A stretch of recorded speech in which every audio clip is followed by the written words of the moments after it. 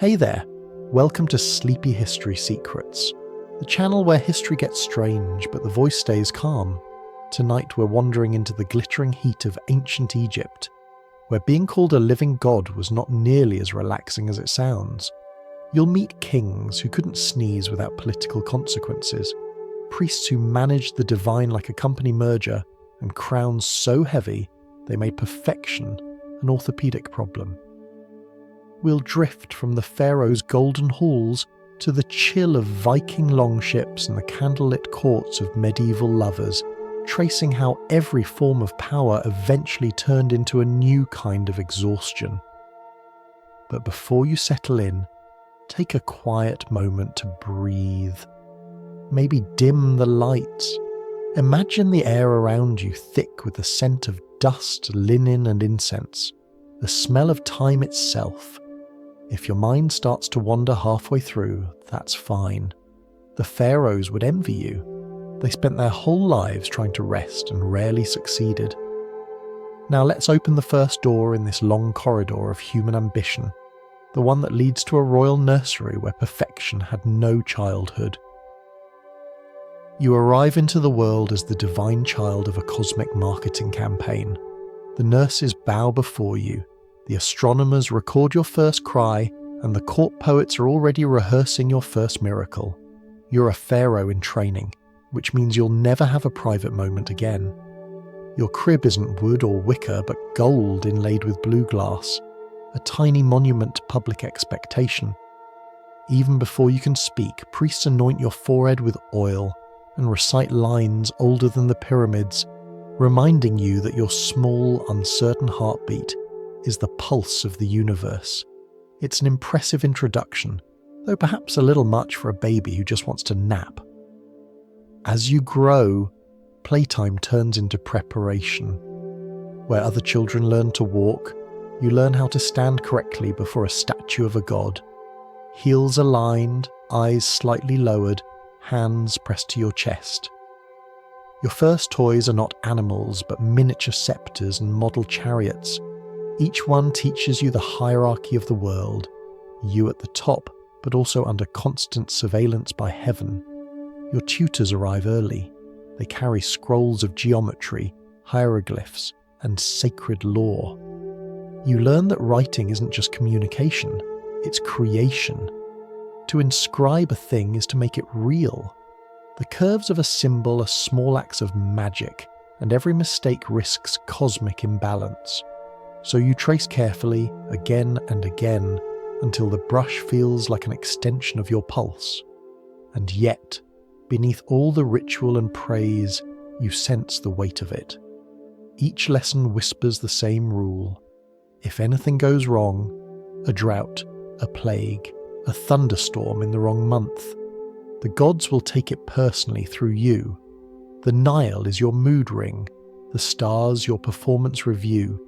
Even a sneeze can be interpreted as an omen. You start holding them in. It's bad for your health, but excellent for public confidence.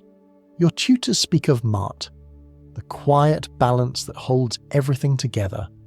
Truth, order, harmony, the cosmic alignment between what is and what should be. It's a lovely idea, until you realise it means you're personally responsible for it. Somewhere between reciting hymns and geometry tables, you start to understand that being divine is mostly about paperwork. Outside your lessons, you watch the gardeners trimming the temple groves. They work silently under the sun, their movements rhythmic and sure. You envy them. They get to fix things with actual tools. Your own tools are words and gestures, invisible repairs to invisible problems. When someone asks what you want to be when you grow up, the answer is already written for you. You will become everything and belong to no one. At night, you're told stories about the gods. They sound suspiciously familiar. Sons of the sun, daughters of the moon, families whose dinner conversations caused thunderstorms. The moral is clear. If the gods can't have peace at home, you won't either.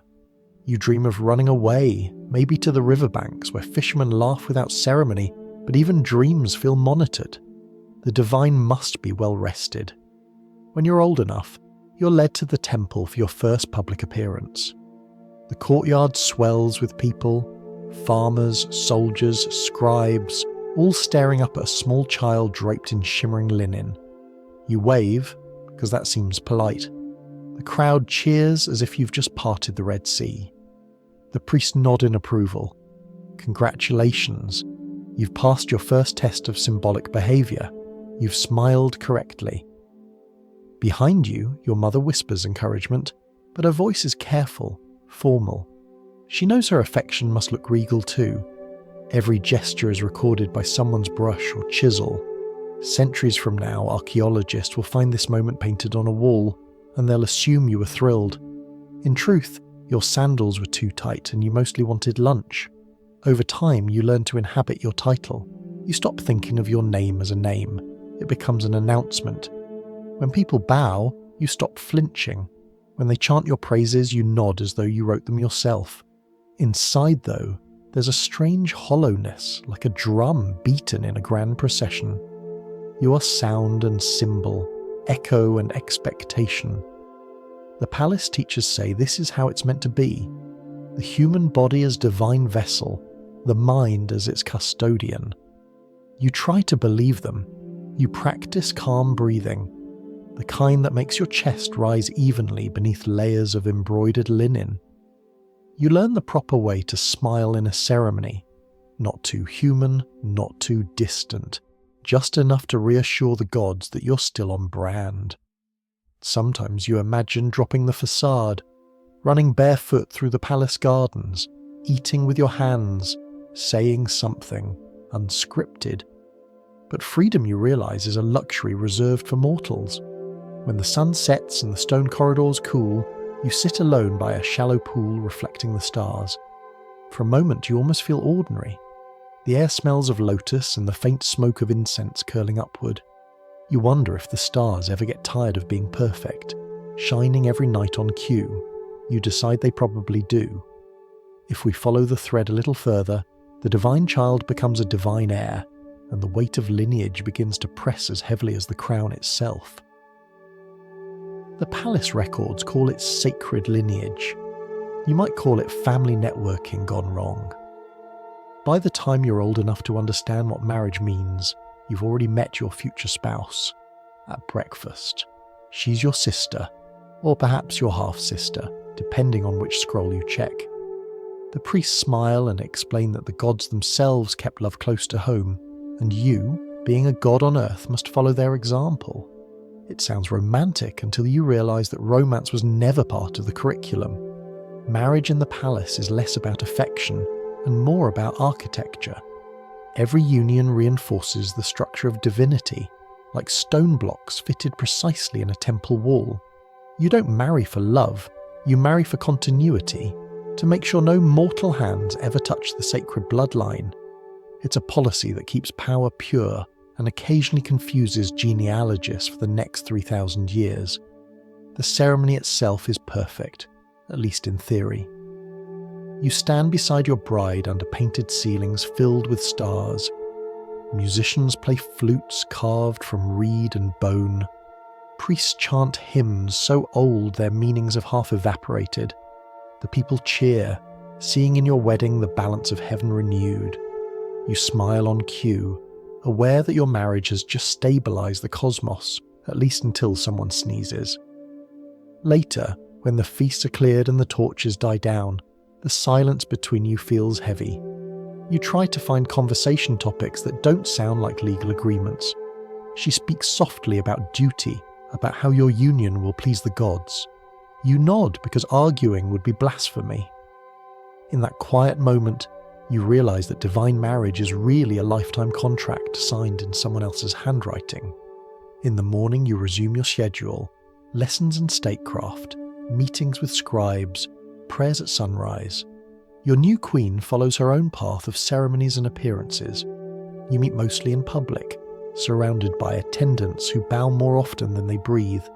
Affection, if it exists at all, must look official.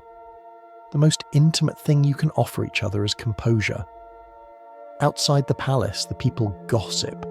They speak of your beauty, your wisdom, and how your marriage guarantees the fertility of the Nile. Every good harvest becomes proof that your love life is thriving. Every poor harvest becomes awkward. You start to suspect that even the river listens for domestic tension. And so, the dynasty continues. Sons are born, or not, and each child is immediately categorized. Divine heir, spare heir, potential political crisis. The midwives pray loudly while the accountants quietly adjust the succession tables. If the child cries with strength, it's a good omen. If not, someone checks the stars for explanations.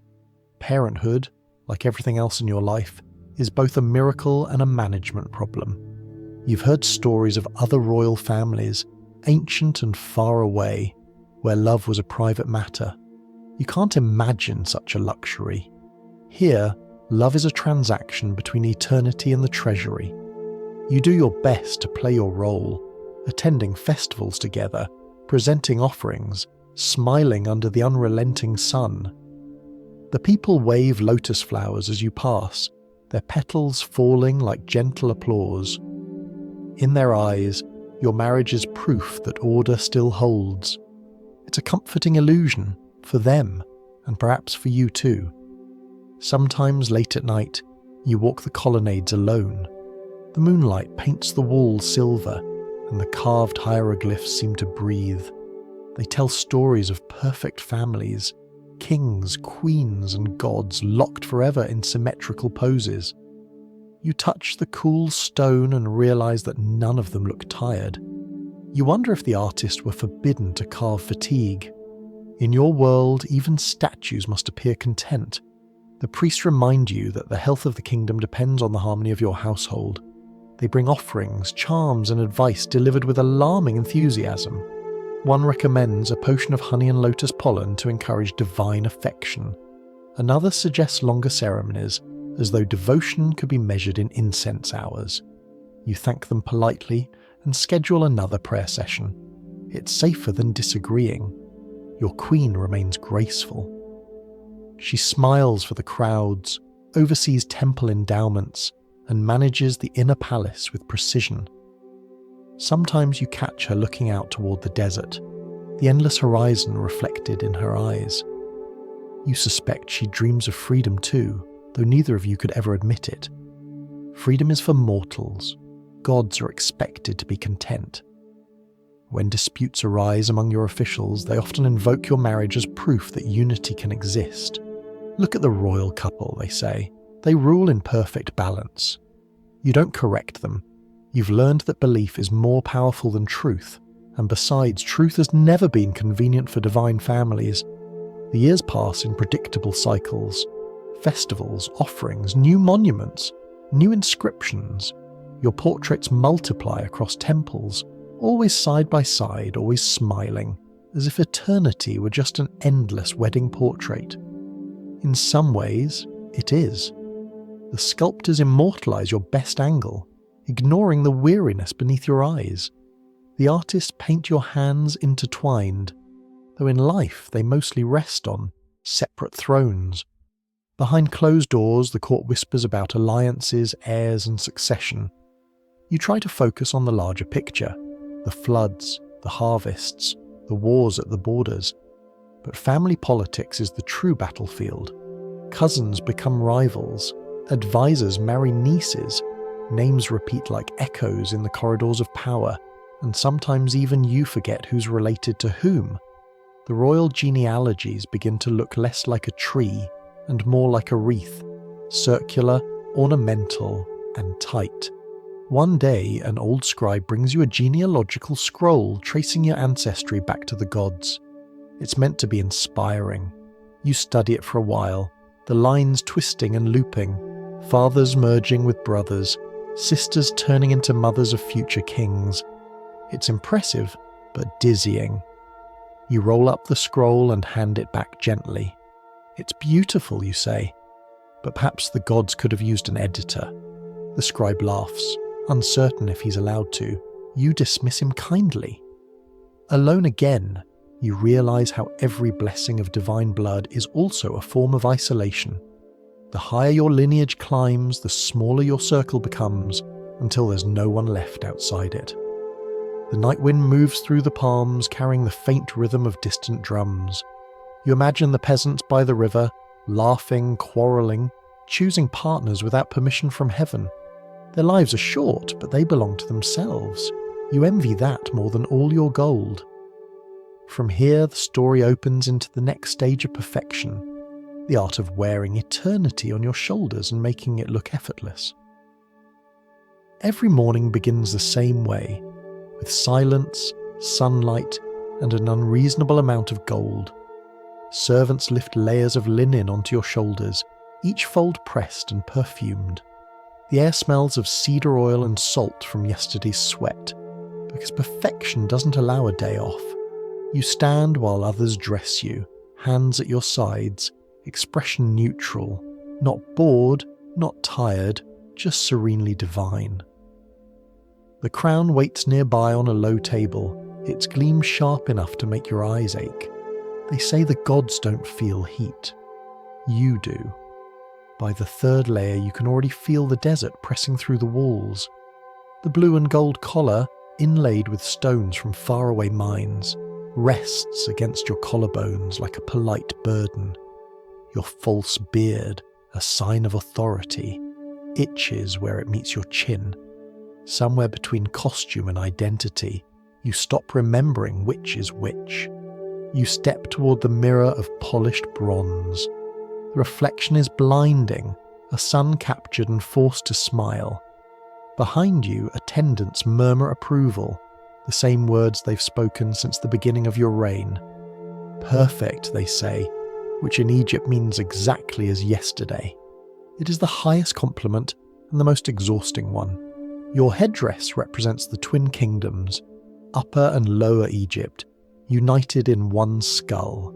It's heavier than it looks, a small geography lesson made of metal. Beneath it, your neck stiffens. The symbol of eternity digs into the back of your head, as if eternity were determined to leave a dent. You imagine that the gods, if they're watching, must be amused. They wear crowns of stars and flame. Yours is copper pretending to be divinity. When you walk into the temple, the crowd lowers their heads. Thousands of bodies kneel, hands pressed to the dust, a wave of reverence that moves like wind over a field. You pause for the right amount of time, not too long, not too humanly short, and then lift your arms, palms open. The priests begin their chant. The language is ancient, half sung, half breathed. You don't understand all of it. No one does. The words have power because they're incomprehensible, like most things in government. The high priest steps forward, sprinkling scented water. The droplets sparkle as they fall on your robe. He bows, but not too low. Gods require proximity, not distance. He announces that you are the embodiment of Horus, the falcon god, lord of the sky. You nod gravely, pretending to feel bird-like. As the ceremony continues, incense thickens the air until the world turns into gold haze. You can barely see the walls, only faint outlines of murals showing other kings in the same pose. The music grows slower, deeper, as if the temple itself is breathing through you. You stand motionless for what feels like centuries. That's the trick. Stillness mistaken for power. Somewhere in the crowd, a child whispers your name. You hear it faintly, and something inside you stirs. Not pride exactly, but recognition. You were that child once, craning your neck to see a ruler draped in impossible fabrics. You remember thinking he looked eternal. You didn't realize he was just tired. After the ceremony, you retreat to the inner sanctum. The attendants unfasten your collar, wipe your skin with cloth soaked in lotus water, and change your robe for another identical one. There are no casual clothes for gods. You're always on display, even in solitude. The artisans have begun a new statue of you today. They say it will take 3 years. You've seen the sketches. Symmetrical face, calm smile, hands folded in perfect composure. You admire it and feel slightly insulted by it. The statue is you, but improved, immortalized boredom. Later you visit the treasury. The air inside is cool, smelling of dust and metal. Gold stacked in jars, jewels sorted by colour, offerings from distant provinces. Proof that the Empire still believes in you. You touch a gold necklace and think of the miners who carved it from the earth with bare hands. They will never see this room, never see what their sweat becomes. Their anonymity is the true foundation of your eternity. A scribe reads the day's reports. There are numbers, shipments of grain, labour counts, temple repairs, spoken softly so they sound less like burdens. You nod, and sign scrolls with a reed pen dipped in dark ink. Each stroke feels ceremonial, though you suspect no one will ever read half these records. Bureaucracy, you've learned, is the mortal version of eternity, endless, repetitive, and resistant to meaning. When evening comes, you attend the festival of renewal. Torches line the streets, their smoke curling upward like prayers too tired to rise. Musicians play harps and drums. Dancers move in patterns copied from old murals. You are carried on a litter through the city, watching faces blur into one another. Devotion, fear, awe. It's strange being adored by people who would never dare speak to you. Their voices blend into a chant that sounds like the ocean, if the ocean were trying very hard to be polite. The priests lead you to a statue of your father, the previous pharaoh. You offer incense, bow once, and whisper the ritual words promising continuity. For a moment, you see your own reflection in the polished stone. 2 kings, one alive, one perfectly preserved. You realise that every gesture you make will one day be repeated for you. The thought is oddly comforting, like scheduling your own memorial in advance. The festival continues deep into the night. Fireworks of oil and flame illuminate the temple roofs. From the balcony, you watch sparks drift upward into the dark, tiny stars rehearsing for eternity. Your queen stands beside you, her jewellery catching the light, her smile carefully measured. You lean on the railing, the metal cool under your palms, and think about how even celebration feels like another form of labour. To rule is to perform. To perform is to exist. When the torches burn low, you remove the crown yourself.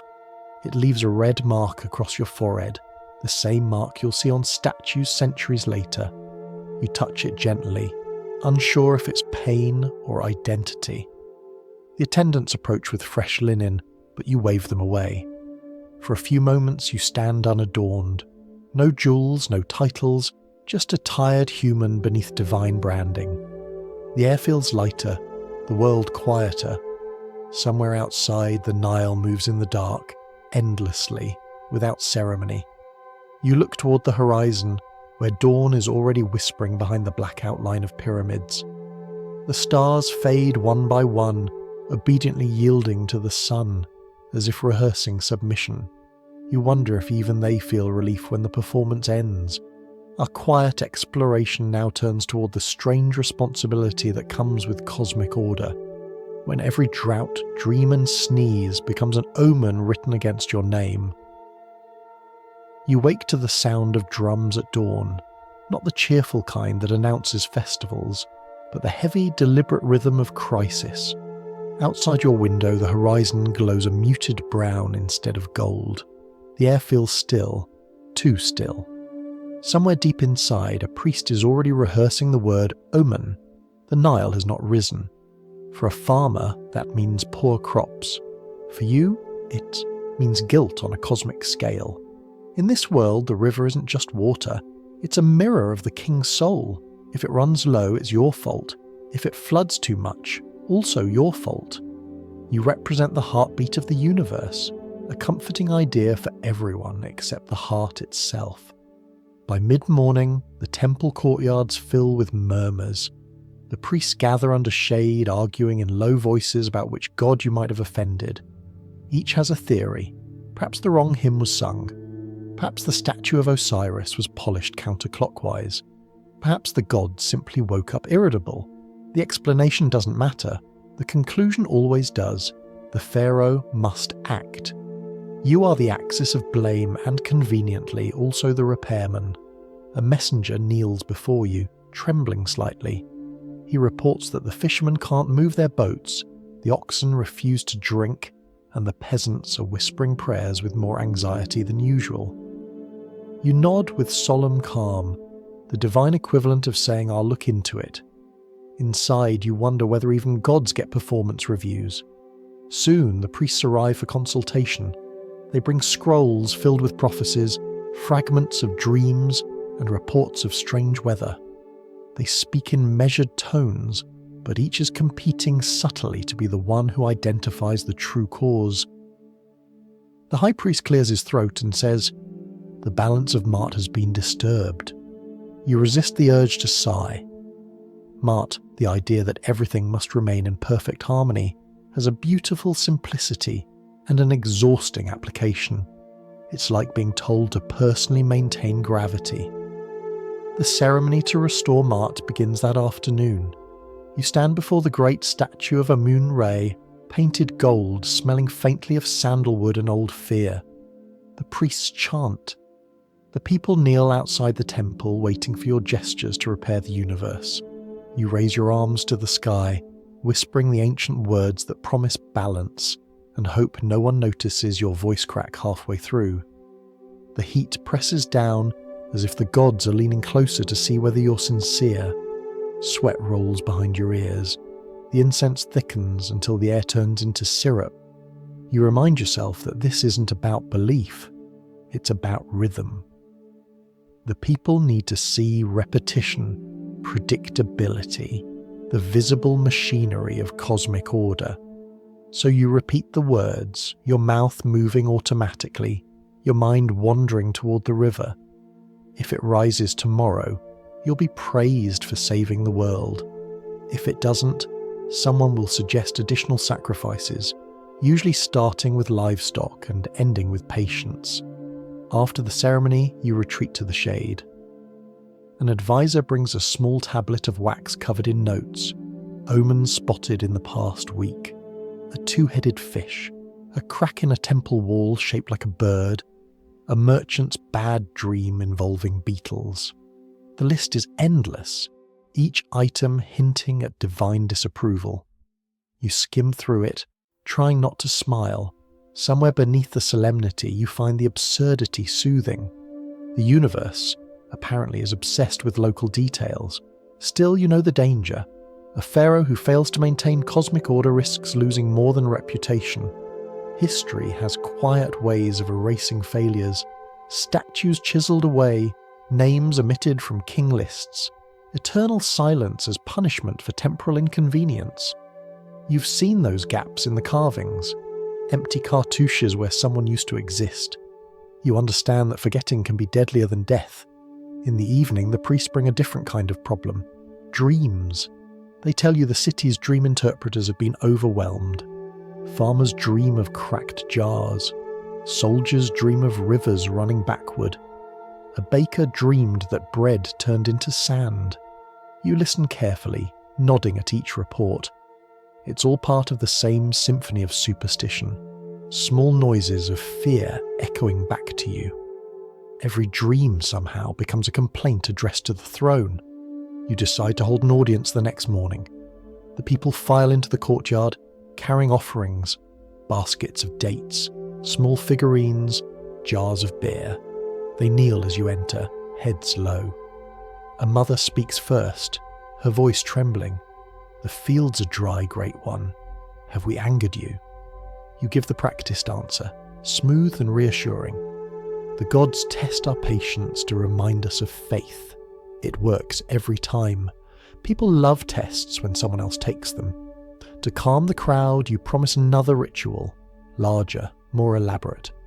The scribes begin planning immediately.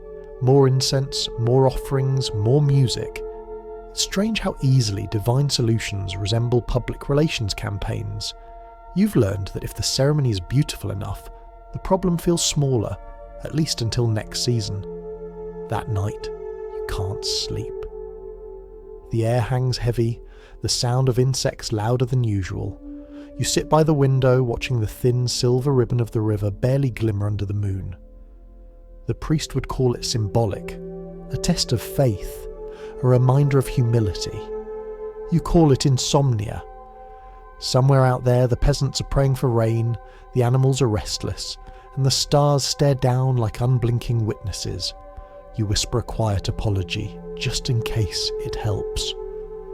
By dawn, word spreads.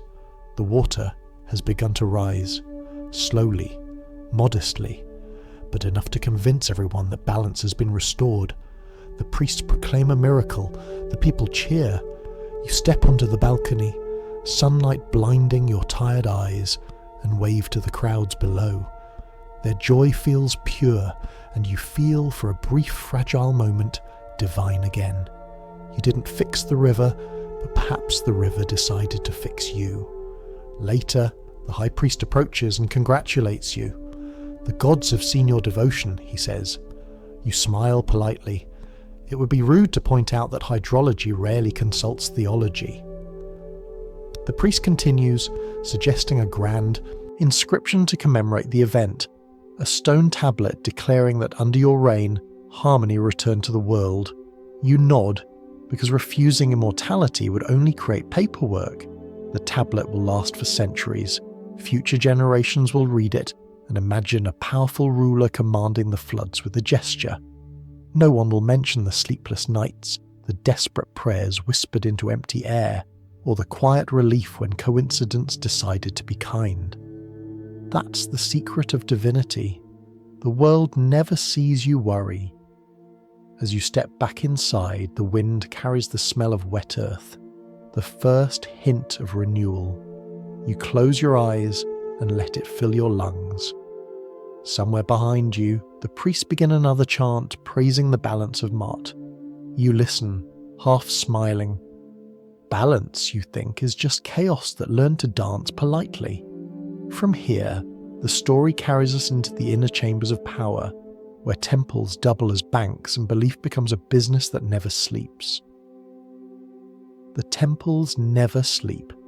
Even before the first light crawls over the city's sandstone walls, the priests are awake, preparing the gods for another day of supervision. Bells ring softly, calling for incense, chants, and account books. You rise to the sound of devotion, rhythmic, precise, and slightly irritating, like the world's most pious alarm clock. It's easy to forget that religion here is not only belief but infrastructure. Every temple is a bank, a granary, a news network, and a talent agency rolled into one. Gold flows in through offerings and grain flows out as wages. Somewhere between the hymns and the harvests, theology becomes bookkeeping. You're the god, yes, but the priests manage the fine print. When you arrive at the main sanctuary, the head priest is already waiting, smiling the way one smiles at a valuable client.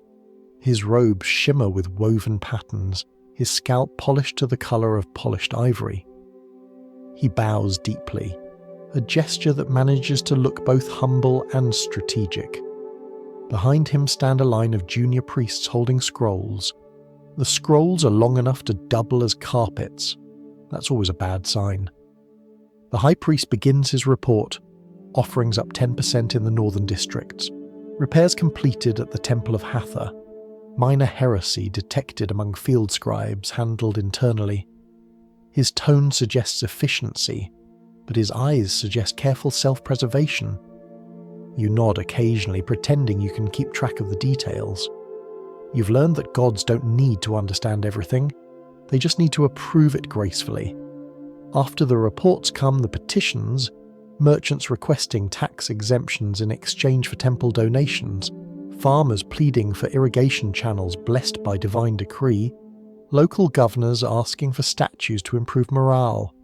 Each petition is wrapped in reverence and sealed with opportunism. You begin to understand why the gods invented delegation. As the morning drags on, the smell of ink mixes with frankincense.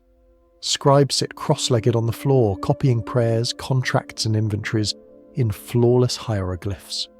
Their styluses scratch softly, a whisper of endless devotion. The high priest explains that copying sacred texts preserves cosmic balance. You nod, thinking it also preserves employment. Somewhere behind you, a young scribe sneezes and freezes in terror. The high priest glares. You wave a hand dismissively. Let him keep his soul, you say. It's the closest thing to mercy you've offered all week. Outside the temple walls, the real world hums with life. Traders haggle, children chase each other through alleys, animals bray in the heat. Inside, time moves differently. Slower, thicker, like honey in the sun. Every act, no matter how small, must follow ritual order. To light a lamp, you must recite a line. To open a door, you must face the proper direction. To leave a room, you must remember that even your exit is symbolic. Divinity is 90% choreography. You sit on a low throne near the statue of Amun-Ra, pretending to meditate while the priests debate logistics. They speak in soft, serious tones about harvests, taxation, and the number of animals required for upcoming festivals. The numbers are staggering. You realize that maintaining eternity requires a lot of cattle. The high priest assures you that sacrifices are good for the economy. Every goat strengthens faith, he says proudly. You suspect it strengthens his kitchen more than heaven.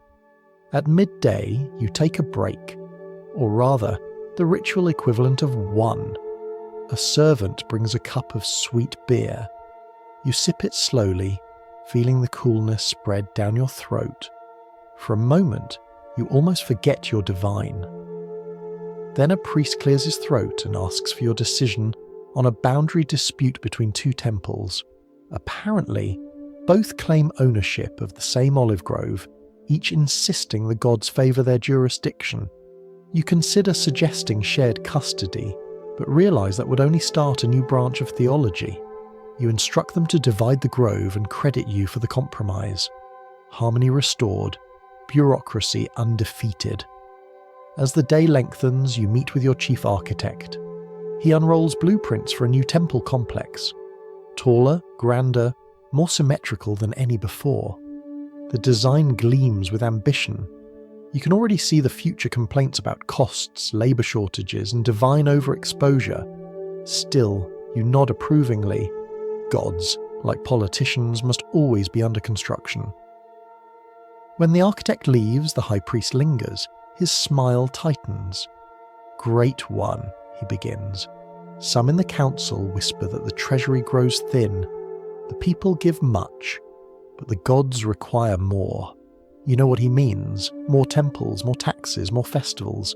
Faith has expenses. You thank him for his concern and promise to consider new offerings. Later you'll order a modest tax on imported perfumes and dedicate it to temple maintenance. It's the sort of decision that smells better on paper.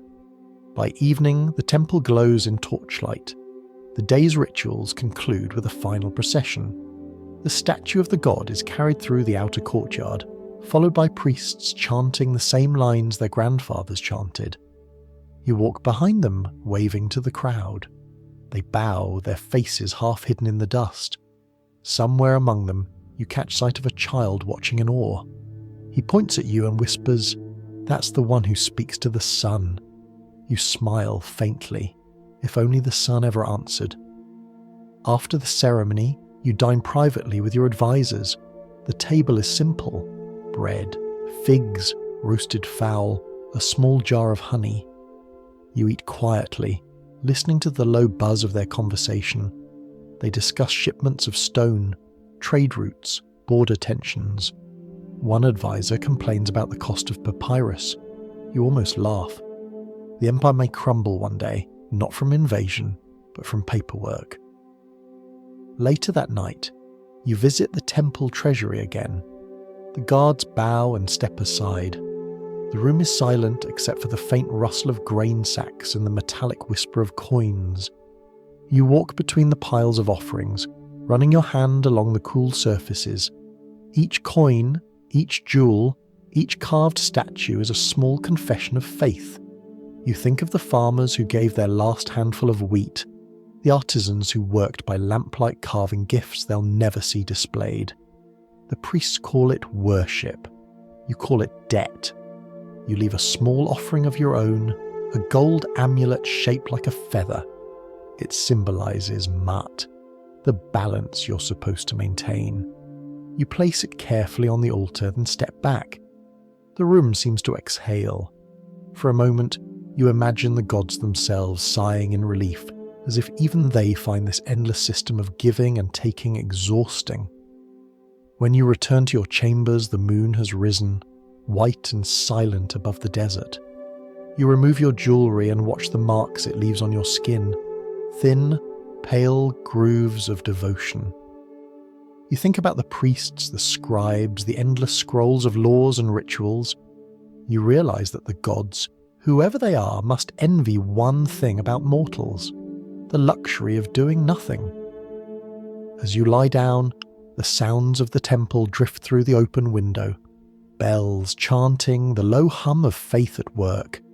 You close your eyes and whisper a small private prayer, one that doesn't appear in any official text. Let them all sleep, you murmur, just for one night. Then you smile because you know they won't.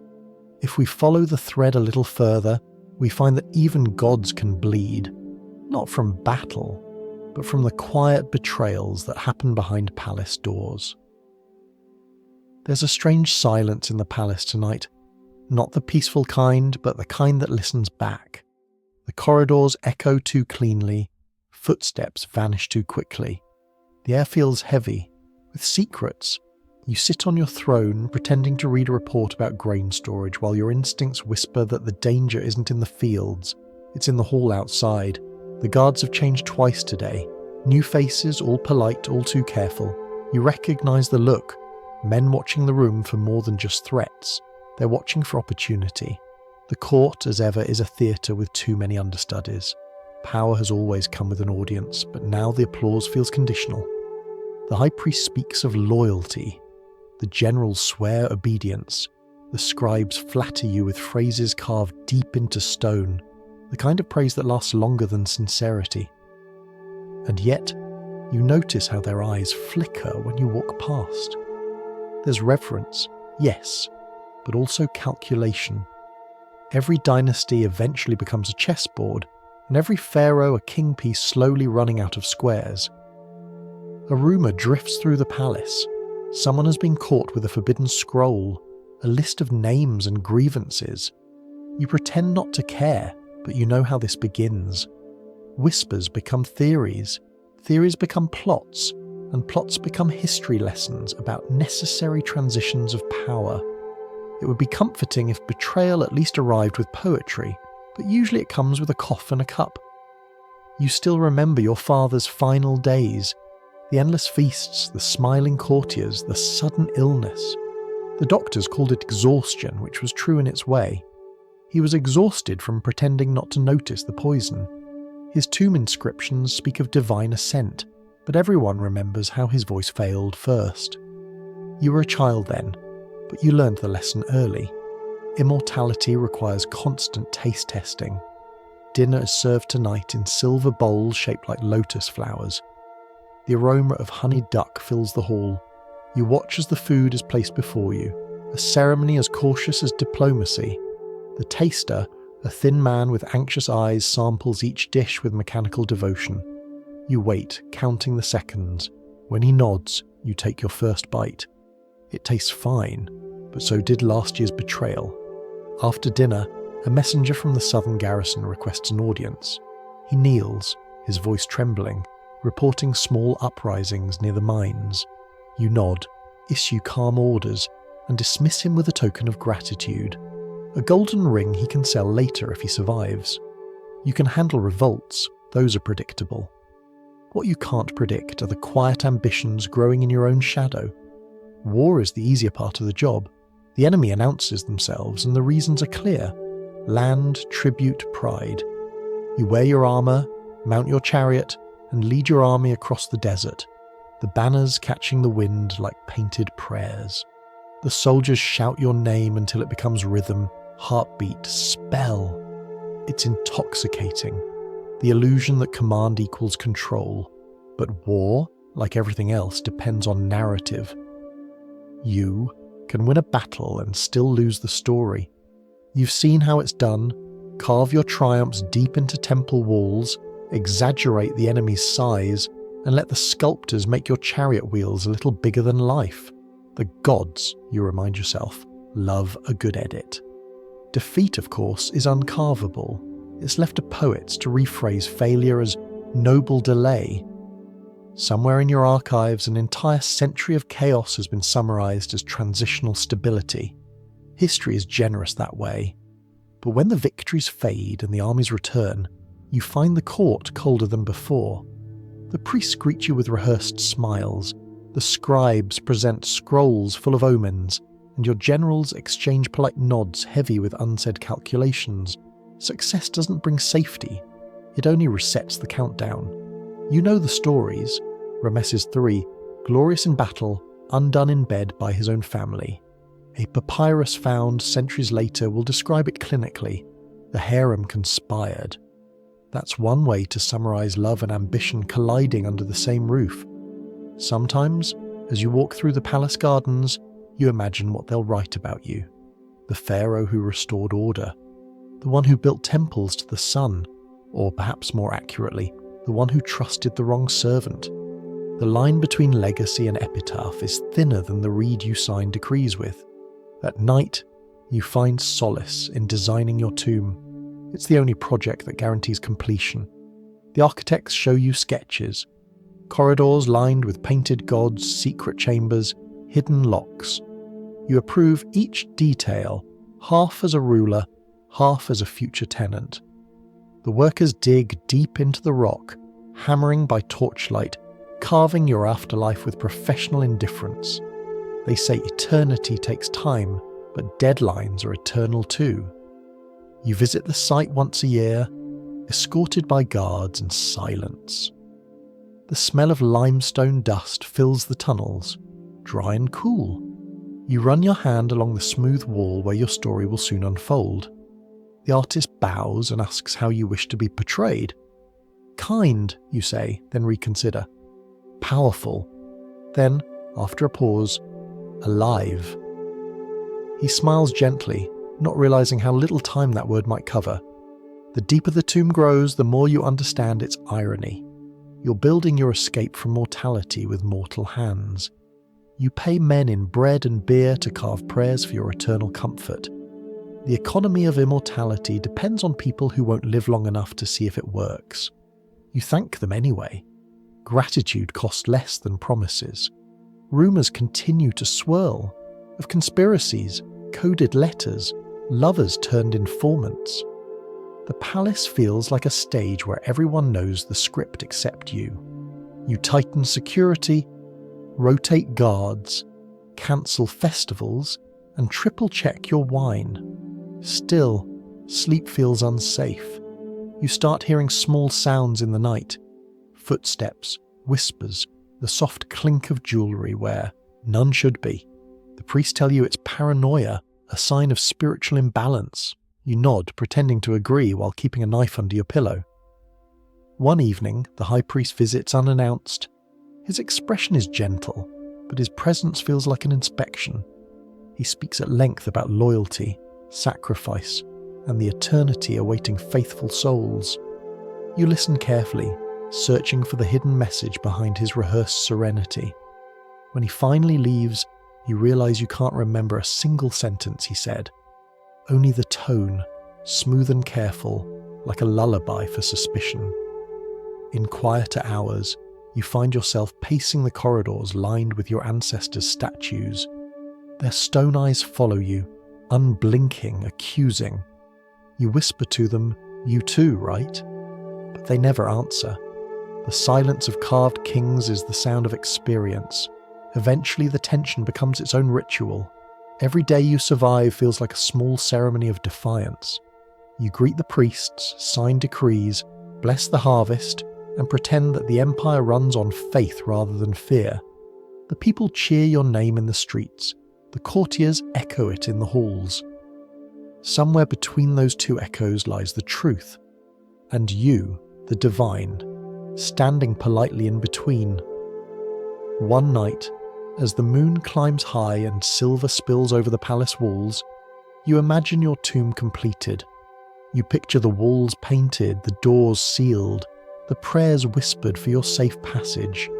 You think of the workers leaving their tools, wiping dust from their faces, unaware that their chisels have carved your last breath into history. For a moment, the idea feels peaceful. If death is a doorway, at least it's one you've decorated yourself. The gods, you suspect, will appreciate the effort.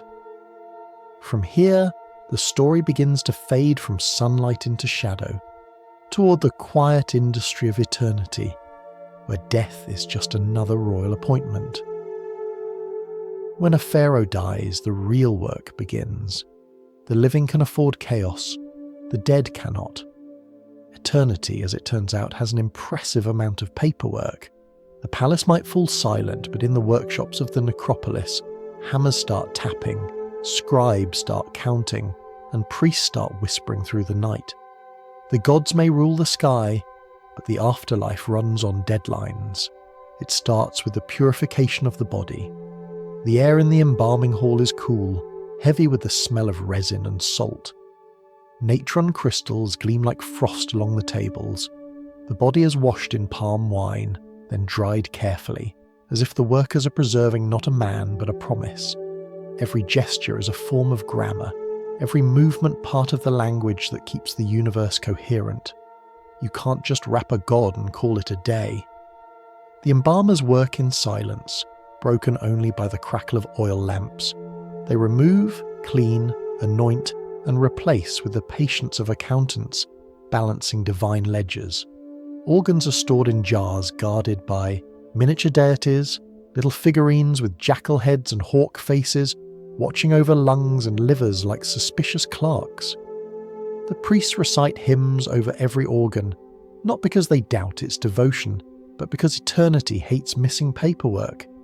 When the body is ready, the real ritual begins, the opening of the mouth. It's not as violent as it sounds. A priest, masked as a god, touches the mummy's lips with a series of sacred tools carved from gold and stone. Each touch has meaning. The right to breathe, to eat, to see, to speak again. The tools resemble small chisels and hooks, strange instruments of spiritual administration. One scholar once described it as restoring the senses. Another, more honestly, might call it giving the dead their passwords. Incense burns thick around the scenes, smelling of myrrh and smoke. The floor shines with lamp oil. Outside, the desert wind hums faintly through the doorway, carrying sand and time. Inside, the priests chant in perfect unison, their voices low, rhythm steady. It's hypnotic, almost bureaucratic in its precision, the cosmic equivalent of stamping divine approval on a form.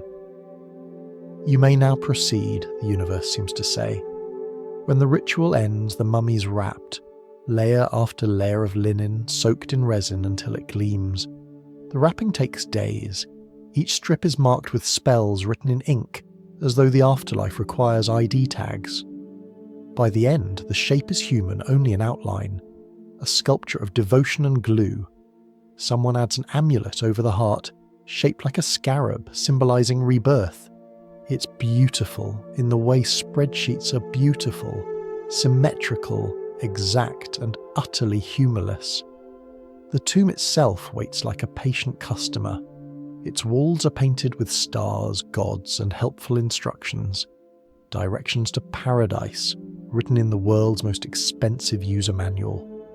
Walk east at the lake of fire.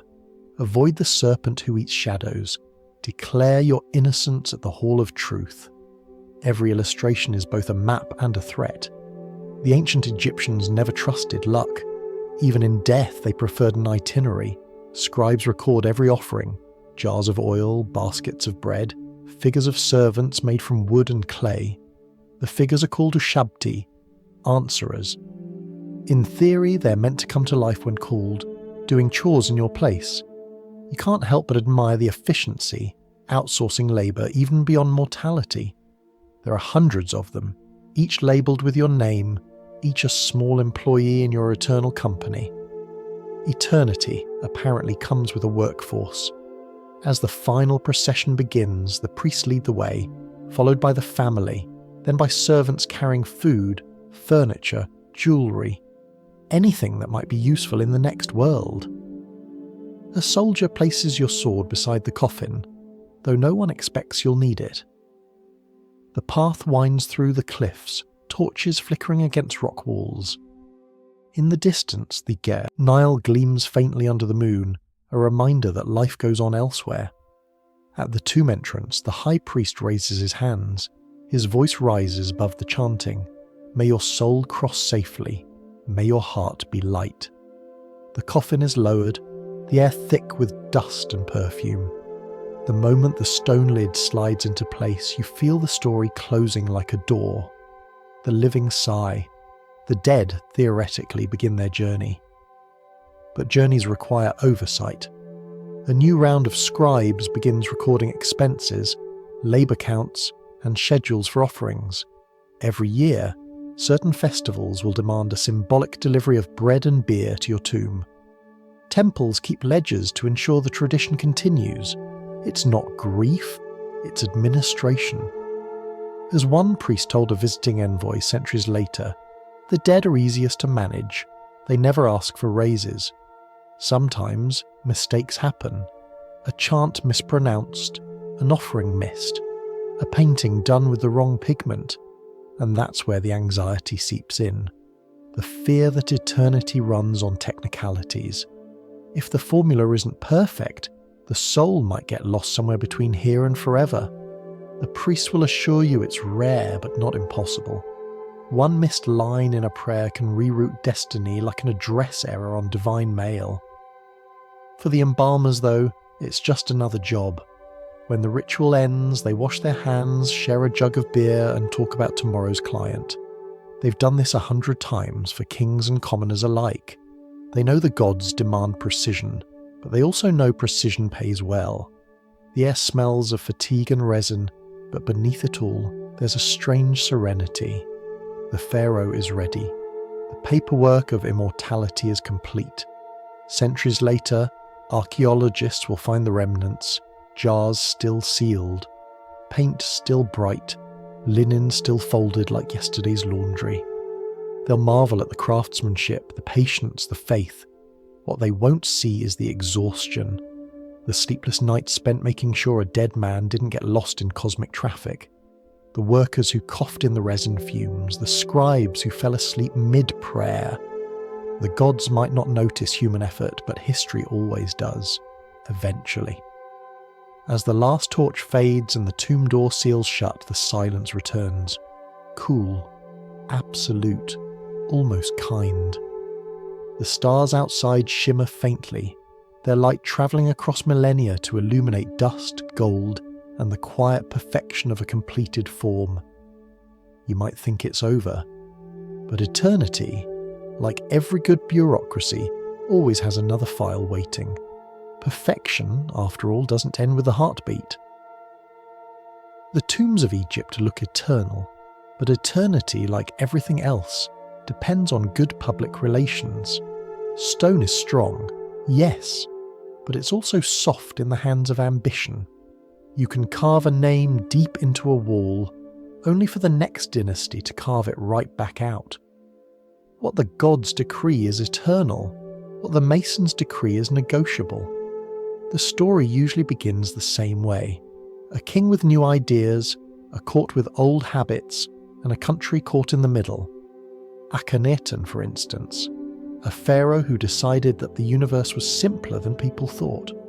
One god was enough, he said. The sun itself, the living disk, was the only true power. His name for it was Aten, which sounds peaceful enough, like a breath on warm air.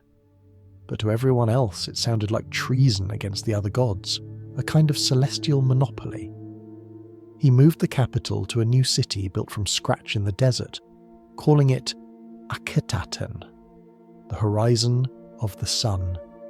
He filled it with open courtyards, roofless temples, and walls carved with sunbeams pouring over his family.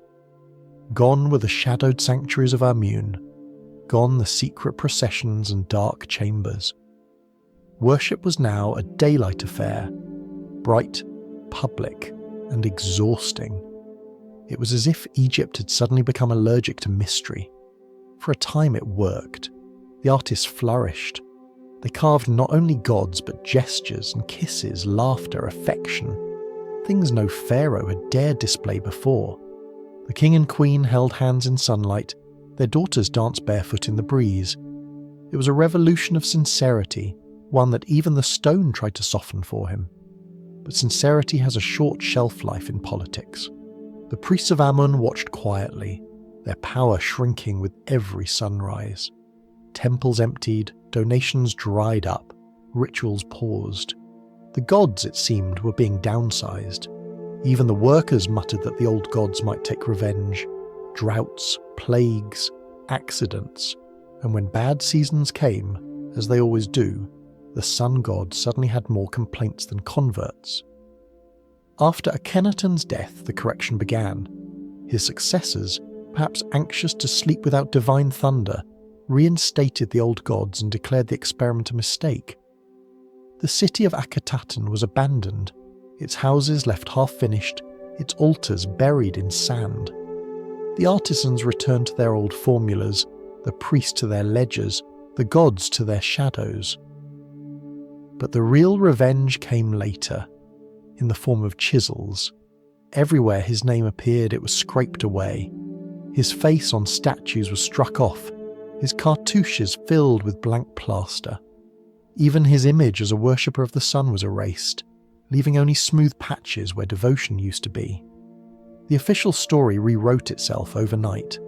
There was no such king. History's first large-scale deletion, powered by stone and spite. When archaeologists uncovered the ruins centuries later, they found the silence more eloquent than the words. Whole passages of hieroglyphs missing, entire scenes neatly amputated. The chisel marks looked deliberate but tired, as if the workers themselves doubted the purpose. You can't erase belief as easily as you erase its spelling. Still, the job was done. The desert wind finished what politics began. The Abydos king list, a carefully curated roll call of pharaohs carved by Seti I, continued the trend. 67 names were inscribed in perfect order, from the first mythical rulers down to Seti himself. Between them, entire centuries were skipped. Akhenaten, Tutankhamun, Hatshepsut. Gone. Officially they had never existed. A smooth fiction carved into eternity. The list wasn't history, it was advertising. There's a cruel humour in it. The kings who obsessed over immortality were undone by the very tools they used to secure it. Stone was supposed to last forever, but memory is only as durable as the politics behind it. A single chisel could silence a century. You imagine a priest leaning over a wall, muttering, "Let's tidy this bit up," as if deleting a paragraph in a royal memo. But erasure has its own poetry. Even when a name disappears, the gap remains. A blank space humming with implication. Historians centuries later will stare at those voids and wonder, who was missing and why? The absence becomes louder than presence, a whisper turned monument. The irony is that the pharaohs tried so hard to freeze time that they taught the rest of humanity how to edit it. The tradition of official versions didn't end in Egypt. It just changed handwriting. Scrolls, chronicles, textbooks, all curated descendants of those clean stone surfaces. Every civilization learns that the first step to controlling the future is managing the past. And yet, there's something almost tender in the precision of it. The masons didn't destroy entire walls, only the details that contradicted the latest truth. It's as if they believed the gods would appreciate tidiness. The rest of the scene, the servants, the animals, the landscapes, remained intact, carrying on politely without their erased monarch. Life, even carved life, adapts quickly. When you walk through those temples today, the air feels strange, cooler, somehow incomplete. Your eyes trace the outlines of vanished names. Your fingers brush the smooth hollows where faces once looked out. The walls are still covered with stories, but every story has a pause, a hesitation, a moment of official forgetting. It's not emptiness, it's censorship rendered elegant. Somewhere deep in the tombs, among forgotten corridors, fragments of Akhenaten's sun still glow. Broken statues, shards of pottery, faint traces of paint. The sun keeps finding ways to slip through cracks. You can't delete light. You wonder what Akhenaten would think if he could see the future. Perhaps he'd smile. After all, he still has one thing his enemies never achieved: immortality through curiosity. The world may not remember what he believed, but it remembers that he was erased, and that, in a way, is victory. As the wind sighs through the ruins of his abandoned city, the sound resembles distant breathing, not gone, just waiting. The desert buries everything evenly, both sinner and reformer. It doesn't play favourites, it just keeps the minutes of eternity. Even gods can be forgotten if the next god has better PR. If we follow the thread a little further, the story leads us beyond the painted corridors and down into silence itself, to the strange economy of the afterlife, where immortality is audited like a royal account. In the end, every pharaoh faces the same review. No council of priests, no temple of gold, just a single scale and an audience of gods who don't care for excuses.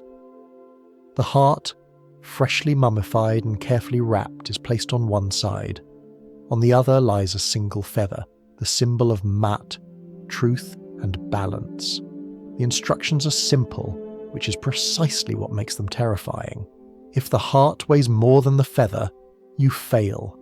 It is the cleanest equation humanity ever invented. Guilt against grace, the soul as arithmetic. The priests call it justice. You might call it performance anxiety. The hall where it happens is painted across countless tombs. You've seen it before: jackal-headed Anubis adjusting the scale, ibis-headed Thoth taking notes with the patience of an accountant, and a monstrous creature crouched nearby, part crocodile, part lion, part hippopotamus, waiting politely to eat whoever fails the test. Even in paradise, paperwork comes with consequences. The text carved beneath the scene reads like an early resume. I have not stolen, I have not killed, I have not lied, I have not polluted the river. 42 declarations in total, the famous negative confessions. You list all the things you haven't done, which sounds reassuring until you realise that eternity runs on the honour system. The gods, of course, already know the truth. They just like to watch you squirm. The logic of it is almost comforting. The universe as balance sheet. Every good deed, a credit. Every sin, a withdrawal. It's spiritual accounting written by people who truly believe that moral perfection could be itemised. In a way, they weren't wrong. Human life is just a long series of audits, from teachers, from parents, from history. Egypt simply perfected the concept and then immortalised it in stone. But while the priests are busy weighing souls, the living are running a very different audit, the one involving tombs, locks, and opportunities. The same tomb built to guarantee immortality also guarantees temptation. Gold is persuasive, stone doors are patient, but men are hungry. The robbers usually come in silence, not villains in black cloaks, but ordinary workers, masons, guards, even priests, the ones who know exactly where the good stuff is buried.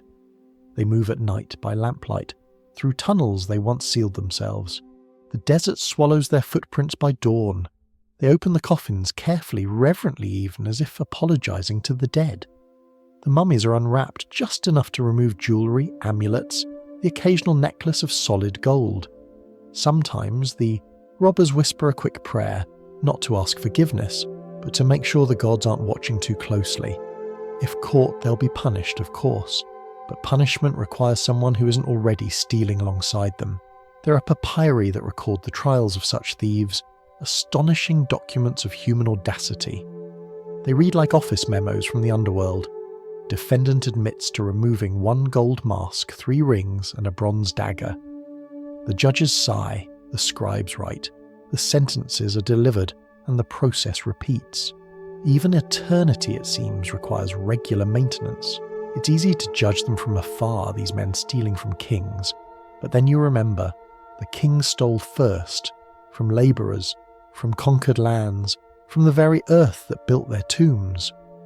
The robbers just redistributed the wealth with slightly worse timing. The gods, one suspects, appreciated the irony. Centuries later, archaeologists will stumble into the same chambers with brighter torches and better manners. They, too, will open coffins, unwrap mummies, catalogue jewellery. The difference is that their theft comes with labels and museums instead of markets. History, like tomb robbery, justifies itself through vocabulary. And yet, for all the theft, the core idea still shines through the dust. The Egyptians didn't build these tombs out of greed. They built them out of fear. Fear of disappearing, of being forgotten, of dying twice. To them, death wasn't an end. It was a bureaucracy. You didn't vanish. You just changed departments. In the Book of the Dead, the soul navigates 12 gates guarded by 12 serpents, each demanding a password. The text doesn't describe them in mystical terms, it lists them like checkpoints. Say this phrase, perform this gesture, proceed. Eternity is a well-organised customs office. The priest promised guidance, but the truth was always the same. No matter how many rituals you completed, the journey was yours alone. Some tombs tried to cheat. They included false doors, decoy corridors, even curses carved into the walls. Death shall come on swift wings to him who disturbs this tomb. It rarely worked. Humans have always been excellent at ignoring warnings, especially when treasure is involved. One ancient thief left a note scrawled on plaster. We found it open. A classic defence, technically true, spiritually absurd. Meanwhile, the tombs continued to multiply, each one a masterpiece of organisation. Imagine it. An entire valley arranged by rank and status, every tomb numbered, every offering catalogued, every king convinced his eternity was unique. It's the most ambitious filing system in history, maintained by people who probably didn't believe they'd ever be promoted to heaven themselves. But even the best systems decay. Paint fades, scrolls rot, seals crack. Sand drifts in through the tiniest gaps, soft as breath, slow as regret. Time erases hierarchy first, gold last. Eventually all the pharaohs, priests and thieves end up together, bones in the same desert, sharing the same silence. The scale tips back toward balance. Mut, in her quiet way, always gets the final audit. One day, long after Egypt's gods retired from active duty, a modern visitor stands before the glass case of a mummy in a museum. The lighting is dim, respectful. A plaque identifies the ruler, listing achievements, lineage, dates. The visitor leans closer, staring at the linen folds, at the painted mask that once terrified the living. Behind the glass, the king seems to be sleeping, not ruling. You can almost hear him whisper, "Did it work?" Maybe it did. Thousands of years later, people still speak his name, still study his rituals, still weigh their own hearts against his feather. Immortality, it seems, doesn't require perfection, just curiosity. And so, the pharaoh passes his final test. His heart, heavy with ambition but light with irony, balances at last. The feather doesn't tremble. The scales hold steady. The gods nod approvingly.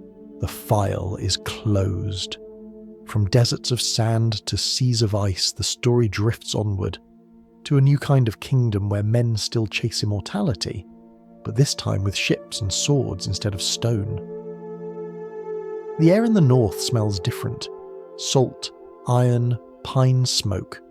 You've left the silence of the desert behind and stepped into a world where eternity freezes instead of burns. The sky feels closer here, the wind sharper, the gods louder.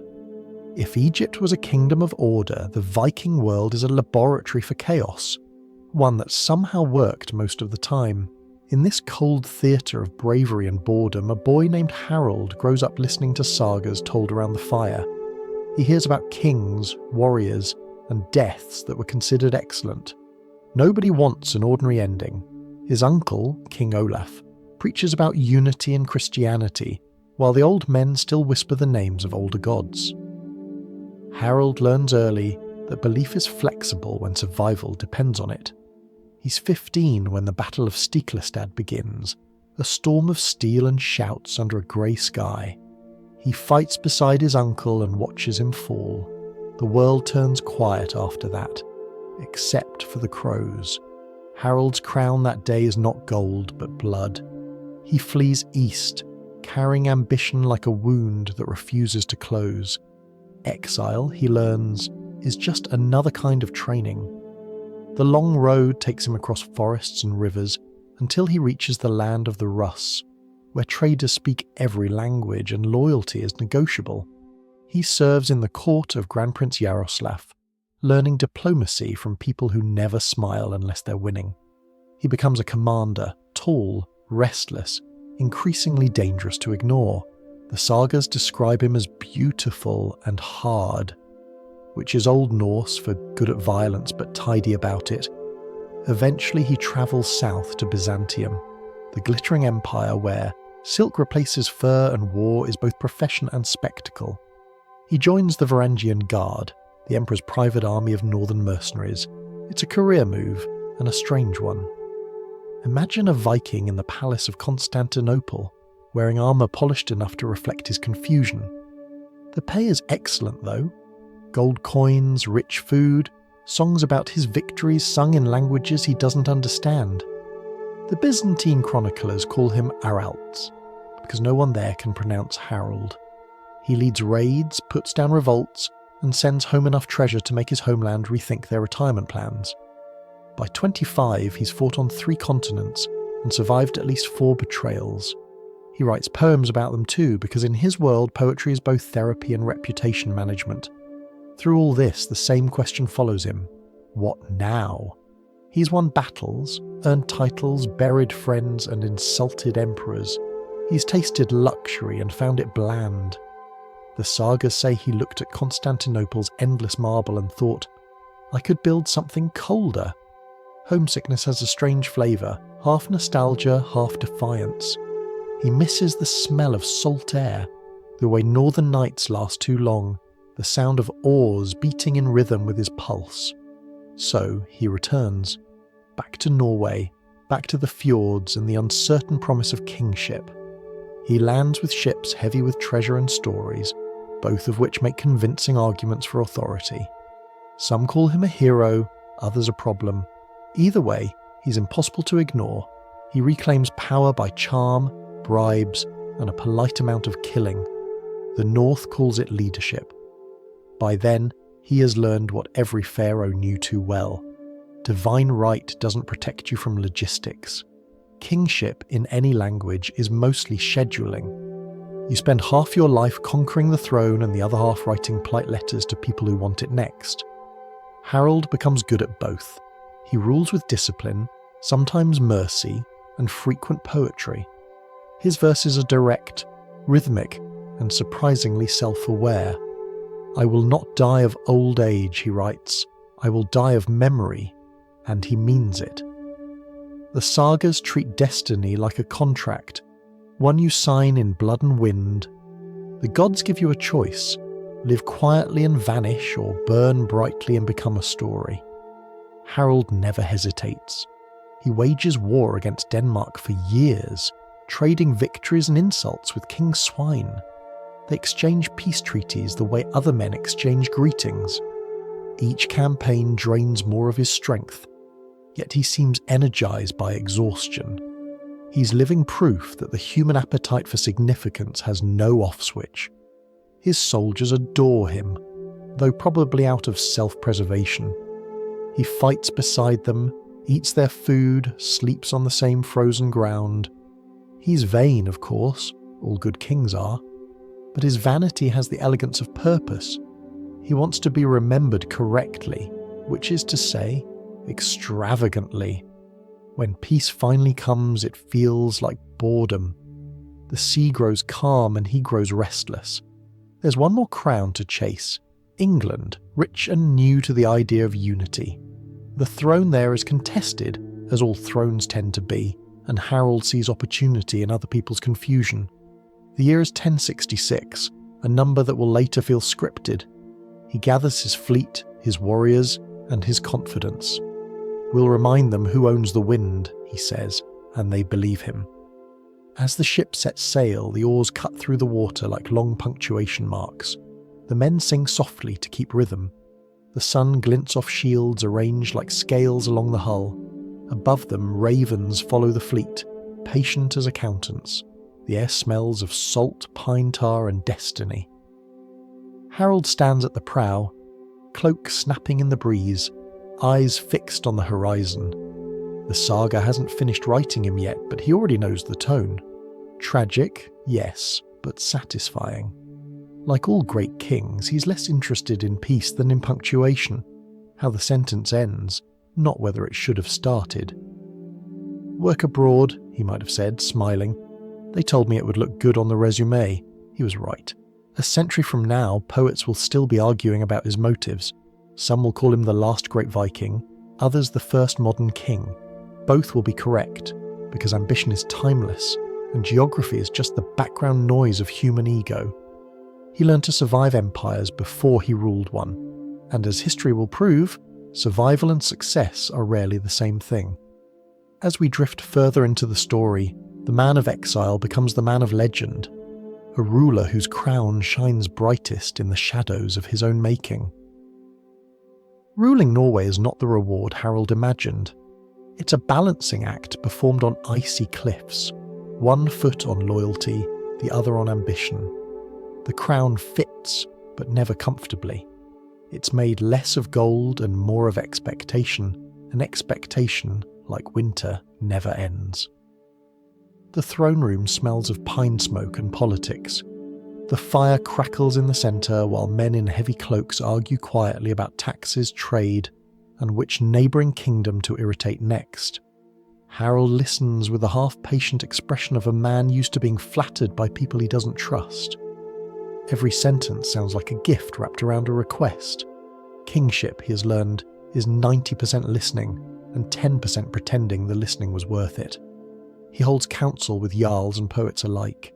The jarls talk about resources, the poets talk about immortality. He needs both.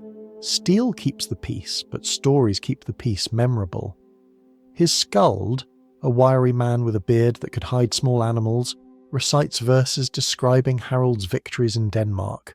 The rhythm is proud, the language sharp. Every word is designed to echo down centuries.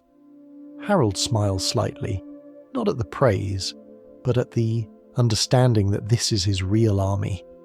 You can't conquer silence without a good poet. When treaties are negotiated, they're done with wine and understatement.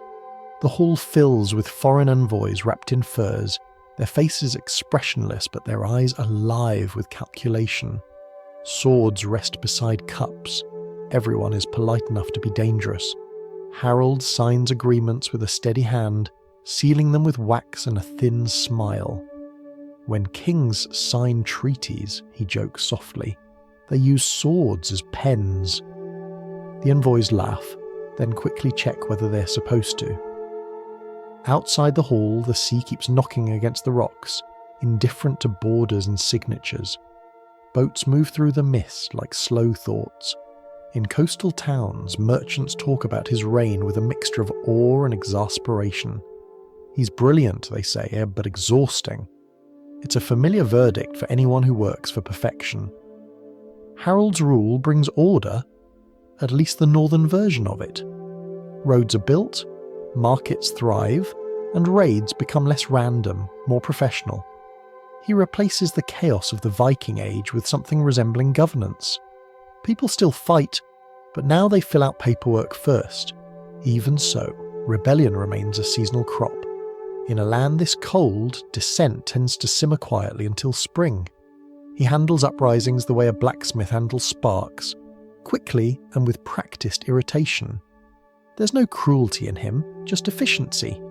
Justice in his world is often another word for example. Yet he rewards loyalty with generosity, giving land, titles, and occasionally forgiveness. The saga writers will note this as wisdom, though he himself would probably call it budgeting. Despite the endless logistics of being a king, Harold never abandons poetry. He composes between campaigns, scribbling verses on scraps of bark or dictating them to anyone literate nearby. The poems are short, full of wind, salt and reflection. They read less like propaganda and more like diary entries written by a man too proud to admit he's lonely. One of his verses begins, "I sailed too long, and the sea began to whisper my name back to me."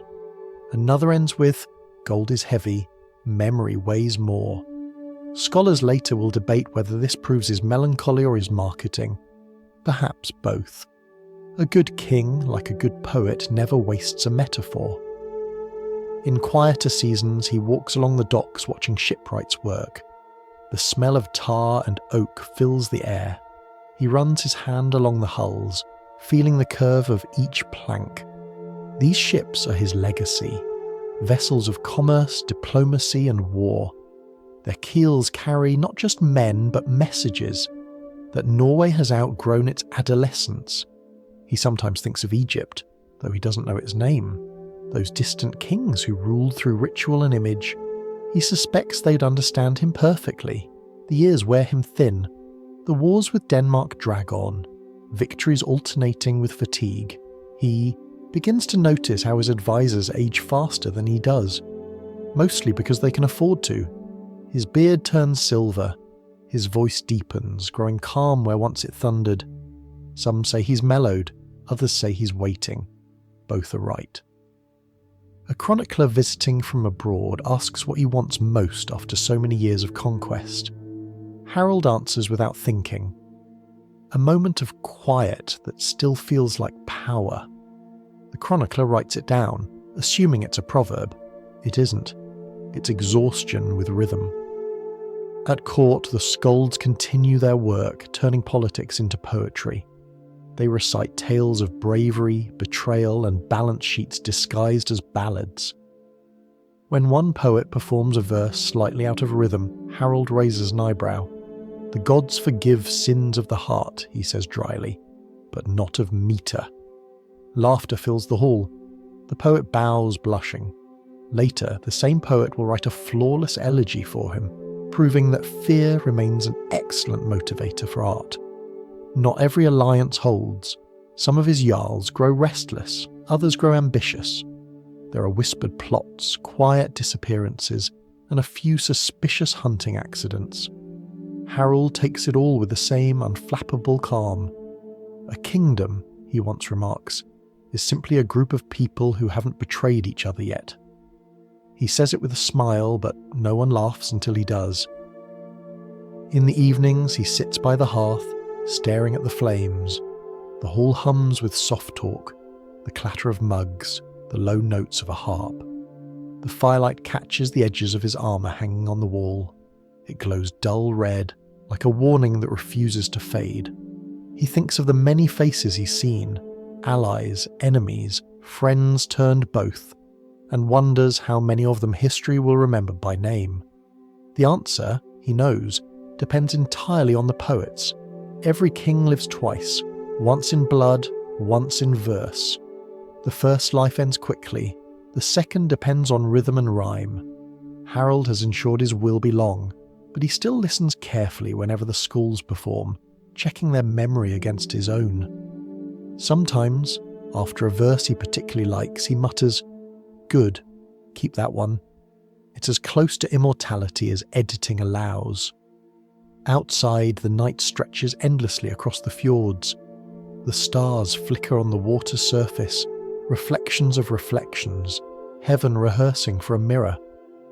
In the stillness, the wind carries faint voices, Sailors singing, women praying, children laughing. The world turns quietly without his permission, which is both humbling and a little rude. As the fire dies down, Harold leans back and closes his eyes. The warmth fades, the hall dims, and his breathing slows. For a moment, he looks peaceful, almost human. Tomorrow will bring more negotiations, more politics, more verses, but tonight, for just a few heartbeats, he feels suspended between legend and fatigue, aware that the difference is mostly scheduling. From here, the story tilts toward its inevitable ending, a final voyage across sea and time, where ambition meets its last reflection under an English sky. The sea is calm when they leave Norway, which feels suspicious. In every saga, calm water is a bad sign. It means the gods are saving their energy for something later. Harald Hardrada stands at the prow, cloak whipping in the wind, his beard silver now, his eyes sharp as ever. Around him, a fleet of 300 ships stretches into the mist, a floating kingdom armed with memory, gold, and overconfidence. England lies ahead, a prize shining beyond the horizon. Its throne is disputed, and disputed thrones are invitations to men like Harold. He calls the campaign a duty, a birthright, a divine claim. His soldiers call it an adventure, which sounds more honest. The air smells of salt, pine, and the faint arrogance that follows any army convinced of its destiny. The voyage south takes weeks. The men sing to keep rhythm, their voices low and steady, each word rising and falling with the waves. They drink, they laugh, they sharpen their swords, and they tell stories about home, long winters, lost loves, bad stew. The sea listens quietly, pretending not to care. On some nights, they pass floating logs that look like driftwood, until they see the carved faces, remnants of old ships, maybe old dreams, carried by the tide. The past always floats. When they reach the English coast, the campaign begins well. The first battles go smoothly. Villages surrender, silver changes hands, and the gods seem to approve. Near the town of Fulford, Harold's army defeats a local force with efficiency bordering on politeness. The men cheer, toasting to their king's luck. Harold raises his cup and says, "Luck is just destiny showing good manners." The men laugh, which is the proper thing to do before fate becomes less polite. News travels faster than ships. In the south, another king, Harold Godwinson of England, marches his own army north. He moves faster than anyone expects, covering nearly 200 miles in less than a week. It's one of those inconvenient achievements history never lets you forget. By the time Harold's scouts realise the danger, the English are already near York. The morning of the battle, the air is clear and cold. Mist drifts above the fields, curling around trees and armour. Harold's army waits by the river Derwent, near a narrow bridge that will later lend its name to legend. They've left many of their shields and mail shirts back at camp. The sun is bright, the mood relaxed, the sense of danger minimal. Victory, after all, is supposed to be a habit. Then the horns sound. From the fog, the English appear. Ranks of men with banners snapping in the wind, shields flashing like a second sunrise. The surprise is total. Harold's men scramble for position, shouting to one another in confusion. The bridge becomes a choke point, a funnel of chaos where the two armies collide like waves meeting rock. Harold, to his credit, reacts the way legends do, by refusing to panic. He charges forward, his tall frame towering above the line, his voice carrying over the noise. "Stand firm," he calls. "Let each man be his own wall." It's good advice and terrible strategy. The fighting is brutal, close, almost personal. The sagas say that an English warrior held the bridge alone, cutting down dozens of Norwegians before finally being killed from underneath by a spear through the planks. Historians debate whether this happened. The truth doesn't matter, the image does. Every age needs its metaphors. Harold rallies his men, forming a circle of shields on the far side of the bridge. They fight for hours under the autumn sun, blades ringing, sweat mixing with mud. The wind carries the smell of iron and grass and mortality. When his reinforcements finally arrive from the camp, it's already too late. The English lines hold, their arrows cut through the Norse ranks, and the field tilts toward tragedy. In the middle of it all, Harold stands like a pillar, his blue cloak visible from every direction. An arrow strikes his throat. He falls without drama, folding quietly into the noise. The sagas say he died singing, which sounds like exaggeration, but also like him. When the battle ends, the Norse retreat. Only a few ships sail back to Norway, carrying survivors and silence. 300 ships had crossed the sea, less than 30 return. The wind fills their sails as if trying to comfort them, though the waves remain impartial. The age of the Viking kings ends not with ceremony, but with exhaustion. Harold's body is eventually buried in Norway, far from the field where his legend stopped. The poets, true to their profession, make the ending beautiful. They call him the Thunderbolt of the North, the Breaker of Shields, the last great Viking. They turn defeat into music, as poets always do. In England, just weeks later, another invasion arrives. William of Normandy, whose victory at Hastings will reshape the island forever. If history were a play, this would be the scene change. One conqueror exits, another enters. Harold's defeat clears the stage for the future. Though he never meant to be so helpful, time, as always, edits gently. The chroniclers simplify the battle, the poets exaggerate, and the painters later fill in the mist with heroism. But in the quiet moments, when you imagine the field after the fighting, the fog settling again, the crows returning, it's hard not to admire the symmetry. One king chasing destiny, another defending it, both ending as stories. The sea keeps its distance, murmuring along the coast, indifferent but eternal. Somewhere out there, pieces of broken shields drift toward shore. The water smooths them, erasing the splinters until only shape remains. Maybe that's what time does to people too, polishes them down until they're easier to admire. For the men who survived, life continues. They tell tales in longhouses by firelight, voices low, faces orange in the flicker. Children listen wide-eyed as they describe the great king who fell in England, his banner shaped like a raven, his courage larger than reason. The stories travel further than the ships ever did, and in those stories he never quite dies. They say when a warrior dies well, the wind carries his name across the water. On cold nights in Norway, fishermen claim they still hear it. A faint whisper over the waves, a voice half memory, half myth, reminding them that even defeat can echo beautifully. The sea kept their stories, and the wind kept their sighs. From here, our journey turns toward the ships that carried these men, the vessels built not just for war or travel, but for the strange human hope that motion itself might outlast mortality. The sea was never just a route for the Vikings. It was a religion, a mirror, and a promise. Every wave carried stories, and every story eventually sailed home. When a great man or woman died, their journey didn't end in the ground. It continued on the water. In the north, even death required a boat reservation. The ceremony began long before the burial itself. Word spread through the fjords, travelling faster than the winter winds. Villages prepared offerings, carved figures, woven tapestries, ale barrels, and livestock. The air filled with the smell of smoke and pine resin, the soundtrack of farewell.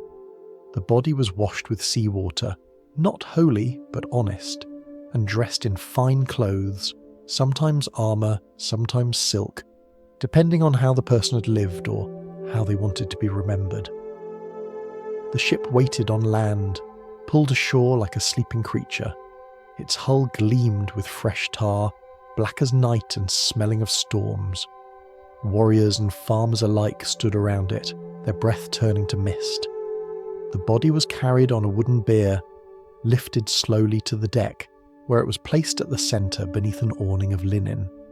Around it, attendants arranged weapons, jewellery, tools, and occasionally, depending on the wealth of the deceased, an unfortunate servant who hadn't read the fine print of loyalty. Animals were added next: horses, dogs, sometimes a hawk, every one of them tied to the idea of travel.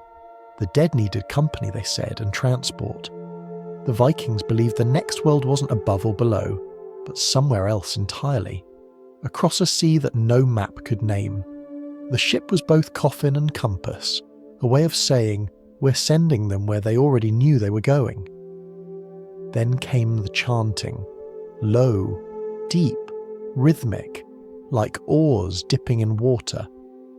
The priests of the old faith, sometimes called cedar workers, moved among the crowd with staffs carved in runes, muttering blessings that sounded more like negotiations. Smoke curled upward as torches were lit, the scent of burning herbs mixed with the colder smell of iron and seaweed. In some funerals, the ship was pushed out into the fjord and set aflame, a bright wound on the water drifting into night. In others, it was buried under an enormous mound of earth, as if the ocean had come ashore to keep a secret. Both versions meant the same thing: motion without end. The Osberg burial, found centuries later, would astonish archaeologists. Two women, not warriors but clearly powerful, were laid side by side in a ship 30 metres long. They were surrounded by carved sleds, chests, woven tapestries and small figurines, pieces of their world carefully translated for eternity. Even their hair combs were packed neatly, proof that vanity survives mortality. The wood itself was carved with curling animal patterns, as if the hull had tried to remember the creatures it once was. The Gokstad ship, discovered in another mound, told a similar story. A man buried with weapons, animals, and 12 horses. The detail is almost bureaucratic in its precision, each horse positioned facing east, toward the imagined sunrise of the next life. You can almost hear the hoofbeats fading into myth. Not every ship burned. Some were simply left to rest beneath the soil, masts cut down, decks covered with stones and gifts. Over time, grass grew over the mounds, and villages built their homes around them. Children played on top of graves without realizing they were running across the roofs of boats. History became landscape. There are eyewitness accounts too, the most famous by Ahmad ibn Fadlan, an Arab diplomat who travelled among the Rus in the 10th century. He described a chieftain's funeral with unsettling detail: the washing of the body, the offering of animals, the sacrifice of a slave girl who volunteered to follow her master. To modern readers, the scene sounds brutal. To them, it was choreography, a grim certainty dressed as ritual. The girl was honoured, the chieftain elevated, the spectators reminded that loyalty extended beyond reason. The idea behind it all was simple: life moves, so death must too. A grave was static, an insult to the ocean that made their world possible. Better to drift, to burn, to merge with the elements that defined you. To die in motion was to die correctly. The funeral fires, seen from the shore, must have looked like stars being born in reverse, bright, brief, vanishing. The people would stand in silence, watching until the ship became a speck, until the waves swallowed it entirely. Then they would return home, step by step, as if descending from a dream. The sea would go back to its usual business of pretending to forget. Centuries later, when archaeologists uncovered those mounds, they found the wood darkened, the bodies gone, but the outlines still clear. Ribs of ships preserved like skeletons of memory.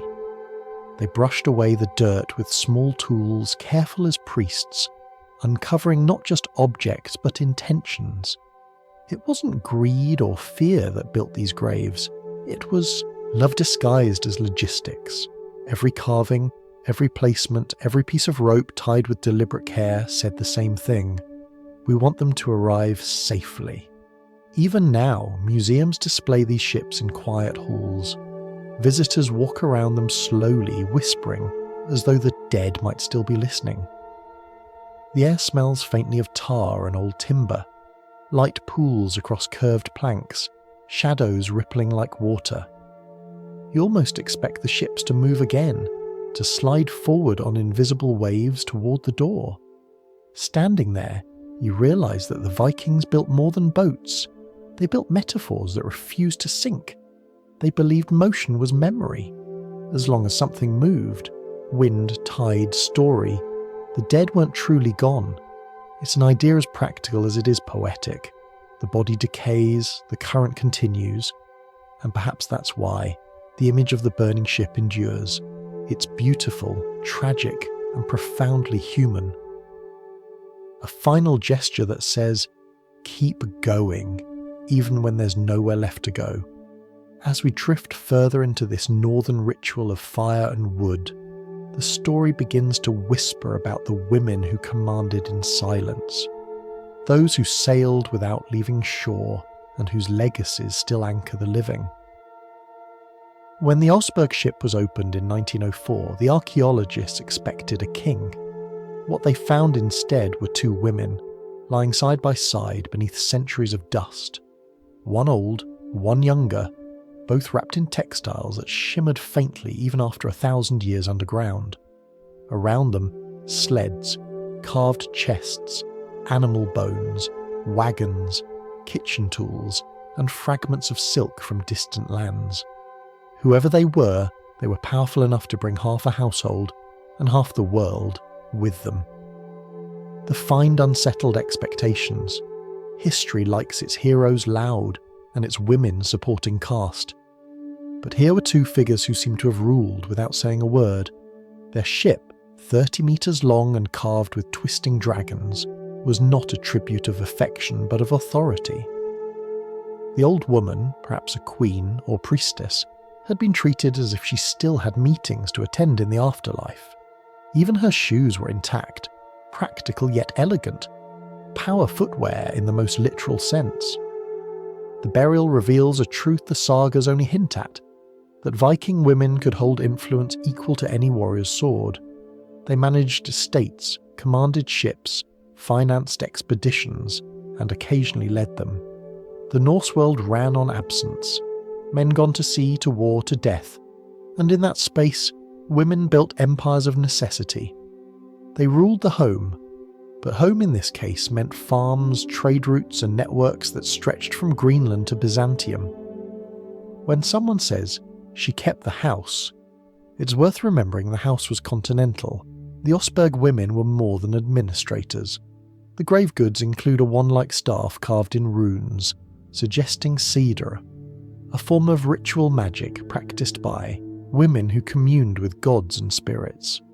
The staff's tip curves into a serpent shape, elegant and unsettling.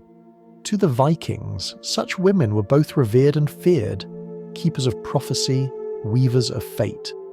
The sagas describe them as Vola, seeresses who could foretell storms, deaths, or the outcomes of kings. Their wisdom came with a price. Everyone wanted their guidance.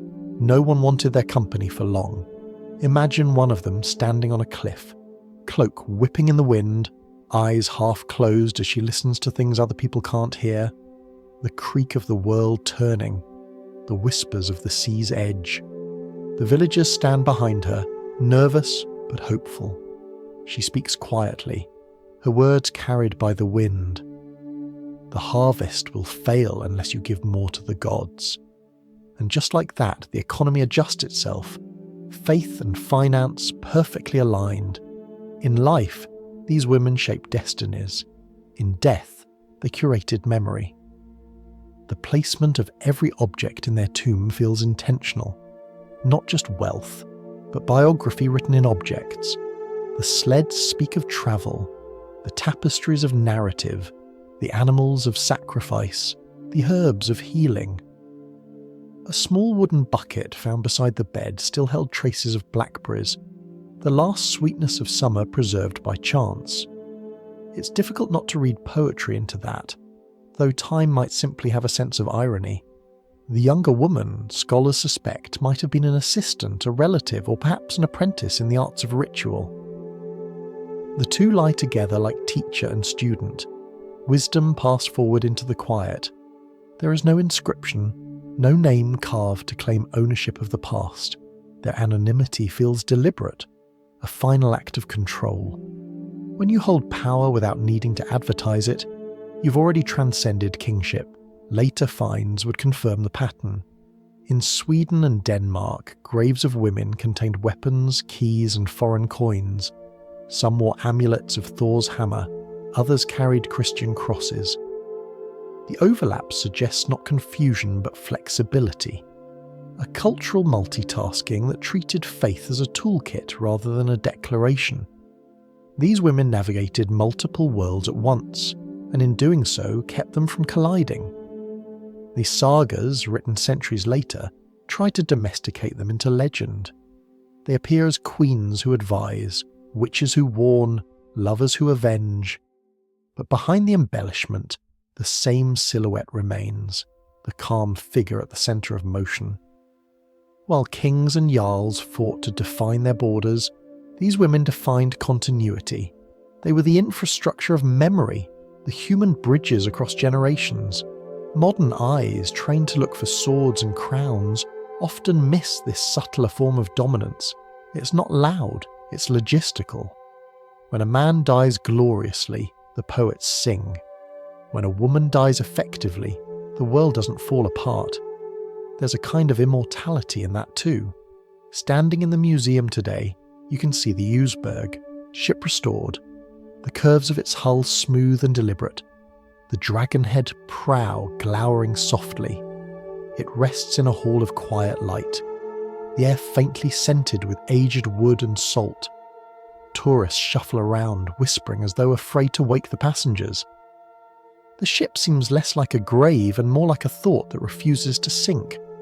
People look for the sword, the crown, the gold, expecting symbols of conquest. But what holds their attention is the texture of the wood, the long lines of craftsmanship, the grace of repetition. This wasn't a monument built out of fear. It was built out of memory and maybe love. It's humbling to realise that these women, whose names no one remembers, might have influenced more lives than most kings. They remind you that power doesn't always arrive on horseback or end in blood. Sometimes it travels quietly, like a tide, shaping everything it touches and leaving no fingerprints. Outside, the Norwegian sky shifts shades of grey and silver, the light restless as the sea.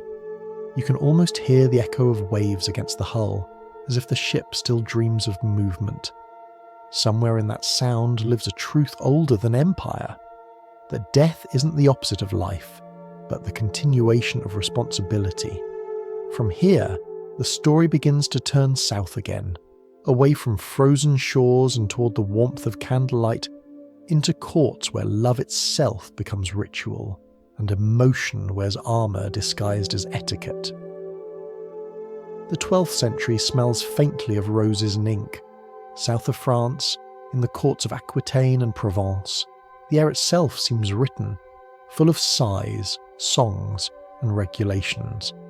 This is where love becomes a profession. You can't simply feel it anymore.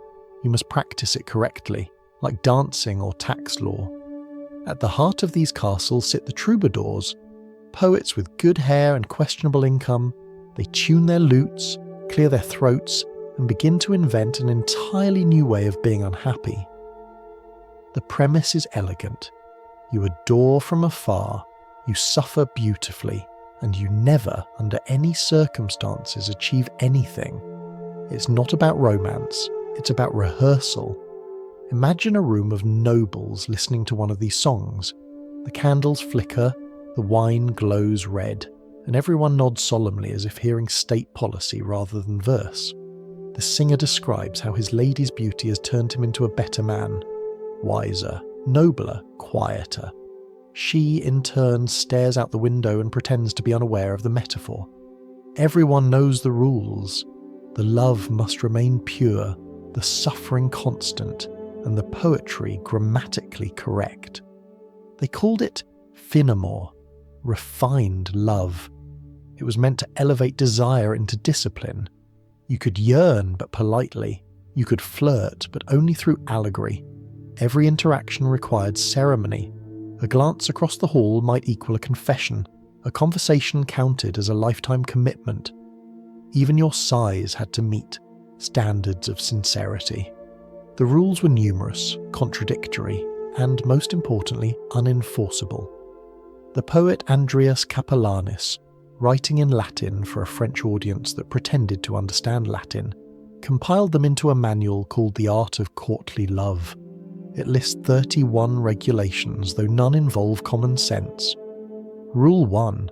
Marriage is no excuse for love. Rule 2. Jealousy proves devotion. Rule 3. Nothing good happens without secrecy. It reads less like a code of romance and more like the minutes of a very emotional committee. In this new arithmetic of affection, longing equals virtue. The more you suffer, the purer your feelings. Joy is treated with suspicion. Lovers are supposed to write, wait, and wilt. It's emotional fasting for the nobility, desire on a diet. You can almost hear the sighs echoing across the continent like a medieval weather pattern. Of course, not everyone is convinced. Some practical souls note that this system favours poets over soldiers. The men who used to win hearts by raiding villages now have to rhyme about them. It's a difficult transition. Others suspect that women enjoy the new power dynamic a bit too much. They can reject proposals gracefully while collecting more poetry in a week than most libraries will ever hold. The game works for them. Admiration without accountability. But then again, every system of etiquette benefits someone. Still, the idea spreads. Courts from France to Italy adopt it. Troubadours turn into celebrities, knights learn to write couplets, and love becomes the newest form of diplomacy. A well-written verse can open more doors than a sword, provided it rhymes with devotion. Aristocrats exchange coded messages disguised as bird metaphors. Flowers become letters, glances become punctuation. It's romantic, confusing, and utterly unproductive. The church naturally watches with concern. Marriage, in their view, is a contract with heaven. Courtly love, on the other hand, seems like a side project. Sermons warn against the sin of metaphorical temptation. The result is predictable. Attendance at poetry readings triples. Forbidden affection has always been the best marketing strategy. The whole arrangement functions like a very elegant bureaucracy. There are ranks of affection: admirer, servant, confidant, and for a lucky few, acknowledged lover.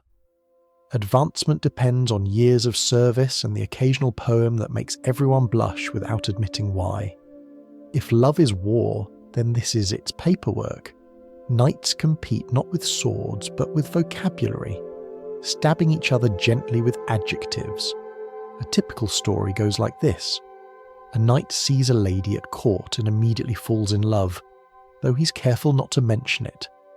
He writes her a song describing his agony, sends it through a friend, and waits 6 months for a reply that reads, "Your devotion is noted." Encouraged, he continues to suffer heroically until the lady marries someone else, at which point he celebrates her happiness in verse and begins again with her cousin. It's less a love story than a customer loyalty program. What's astonishing is how seriously everyone takes it. Chroniclers describe men fainting at a smile, women composing answers full of philosophical detours, and entire tournaments dedicated to debating whether love should be more painful or less practical. Imagine a conference where everyone argues passionately about whose heartbreak is most efficient. Welcome to medieval romance. Yet beneath the performance lies something sincere, a quiet rebellion against a world ruled by arrangement and transaction. In an age where marriages are treaties, this artificial love allows people to feel privately, even if only through pre-approved metaphors. It's as close to authenticity as etiquette permits. When a troubadour sings that love ennobles him, he might actually mean it. though he'll phrase it so carefully that no one could prove it in court. The women too find in this game a new form of visibility. Within the rules, they can command without consequence, shaping reputations and careers with a nod or a rumour. To be adored is to exist. To be written about is to survive. For all its absurdity, the system creates a space, narrow but real, where emotion becomes a kind of agency. It's not freedom, but it's the start of it. Centuries later, historians will analyse this phenomenon with impressive seriousness, calling it the birth of Western romantic ideology. But if you strip away the footnotes, it's simpler. A group of wealthy people discovered that misery could be made fashionable. They gave longing a dress code. Picture it one last time: a courtyard bathed in early evening light, a minstrel playing softly while nobles whisper. A knight gazes upward toward a balcony where his lady stands, veil fluttering. She raises her hand, not an invitation, but a signal that the next verse should be in a minor key. Everyone sighs. Somewhere another poet takes notes. Love, for them, has become a tournament where no one wins, but everyone competes beautifully. If we follow the thread a little further, we find that admiration can also become confinement, that to be worshipped too long is simply to be displayed. By the 13th century, love has acquired architecture. It lives in high towers, under painted ceilings, behind doors locked more for drama than safety. The troubadours have done their job too well. Devotion is now a social expectation. If you're not in love with someone impossibly out of reach, you might as well be illiterate. Picture a castle in early evening. The air smells of wax and thyme, candles tremble in iron holders, and the tapestries on the walls shimmer softly with scenes of other people being miserable in tasteful ways. A lady sits by the window, a book open on her lap, though she's really just listening to the scratching of quills, to the slow rhythm of footsteps in the corridor, to the possibility of someone daring enough to knock. The knight she's thinking of is probably outside, practicing poetry disguised as loyalty. He rides past her balcony at suspiciously convenient hours, claiming coincidence. When he bows, it's theatrical. When she glances down, it's diplomacy. Their entire relationship exists between the pause of two gestures, a dance so delicate it could be interrupted by common sense. In this world, women are worshipped, but with the kind of reverence that feels suspiciously like confinement. They are praised as angels, addressed as saints, compared to the Virgin Mary and Venus sometimes in the same sentence, which must have been confusing. Yet all this exaltation comes with conditions. Stay graceful, stay still, stay inspiring. You can be adored or autonomous, rarely both. A troubadour once wrote that a lady should be like a candle, illuminating, unreachable, and slowly consumed by admiration. It sounds poetic until you realise he's basically recommending burnout as a virtue. To be idealised is to be edited, every flaw removed, every desire polished out until only symbolism remains. In courtly gatherings, women move like punctuation, commas between men's declarations. They host salons, arbitrate disputes of love, and occasionally issue judgments on which poet suffered most convincingly. It's a polite kind of authority, but real enough to unsettle anyone who mistakes silence for absence. Some women embrace it, others learn to manipulate it beautifully.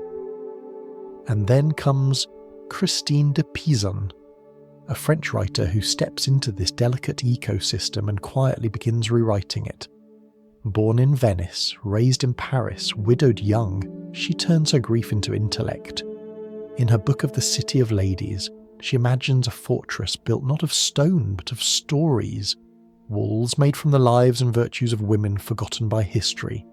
Each brick is a name, queens, scholars, saints, artists, all speaking back to the world that sculpted them into metaphors. Christine writes with calm defiance. She doesn't shout, she corrects. You say women are vain, she notes, and yet your mirrors are everywhere. Her tone is steady, her argument simple. If women are blamed for men's weakness, perhaps the measurement is wrong. She's not dismantling courtly love, she's proofreading it. While she writes, the rest of Europe continues rehearsing devotion.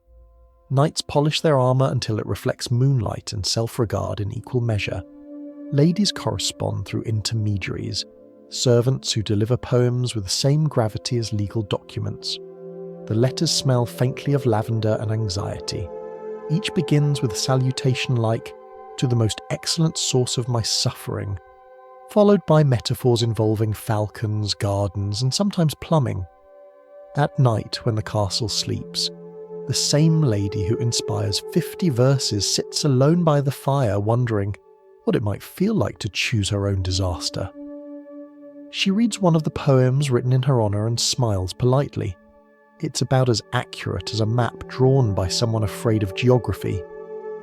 Outside, the knight paces under her window, rehearsing a confession that etiquette forbids him to deliver. He's both prisoner and guard, the architect of his own restraint. Love here isn't freedom, it's choreography. Every movement is codified. Who bows first, who speaks second, who sighs third. Romance has become a job description with no salary. Yet there's something almost comforting in the ritual. In a world full of uncertainty, plague, famine, taxes, love provides structure. The heart becomes predictable through paperwork. You might not get affection, but you'll at least get procedure. The irony, of course, is that the poems claiming to liberate passion mostly reinforced obedience. They turned women into ideas and men into curators. The castle walls kept everyone safe but lonely. Outside, the peasants loved and argued without regulation. Inside, the nobility perfected the art of wanting what they were forbidden to touch. It was a masterpiece of emotional management. Christine de Pizan saw the contradiction clearly. She wrote of women as thinkers and actors, not ornaments. She reminded her readers that equality need not mean scandal. Her vision of love was pragmatic, mutual, grounded, almost domestic in its sanity. In her quiet way, she introduced the concept of partnership into a culture obsessed with pursuit. Centuries later, her voice will sound startlingly modern, though she herself would find modernity exhausting.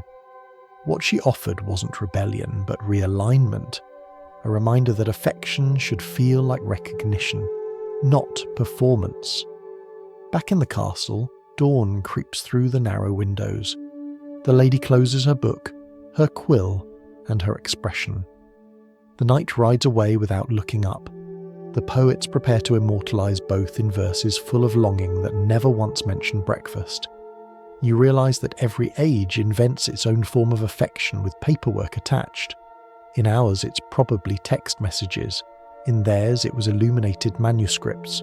The medium changes, the bureaucracy remains. Still, you can't help admiring the elegance of their misery, how beautifully they managed to turn loneliness into decoration.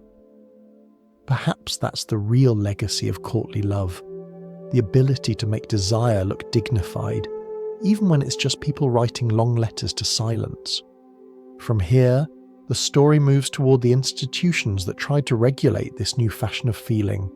The church, perpetually torn between denouncing pleasure and attending the poetry readings.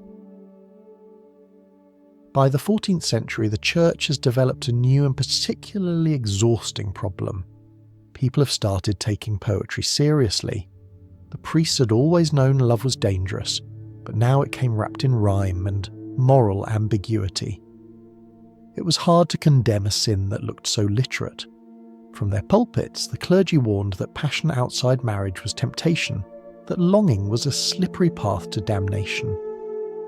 But outside the cathedral walls, everyone was humming the same songs about desire and destiny. The sermons competed with the sound of lutes. The people still confessed, of course. They just confessed in verse first. Abelard and Eloise had shown how powerful words could be when written by people who should have known better. He was a brilliant theologian, famous for logic and arrogance. She was his student, famous for intelligence and courage. Their story began as an academic collaboration and quickly turned into the medieval equivalent of an HR violation. Their letters, written after tragedy separated them, shimmer with devotion and despair.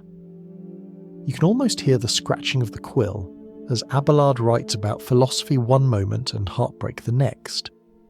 Héloïse replies with clarity that feels centuries ahead of its time.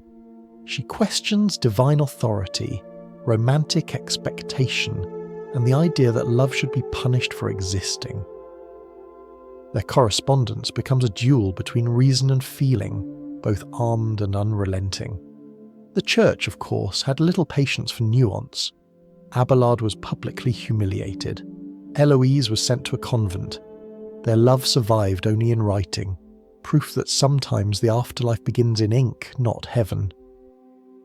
The letters circulated quietly through monasteries, scandalizing and inspiring generations of scholars who pretended to disapprove while underlining the best parts.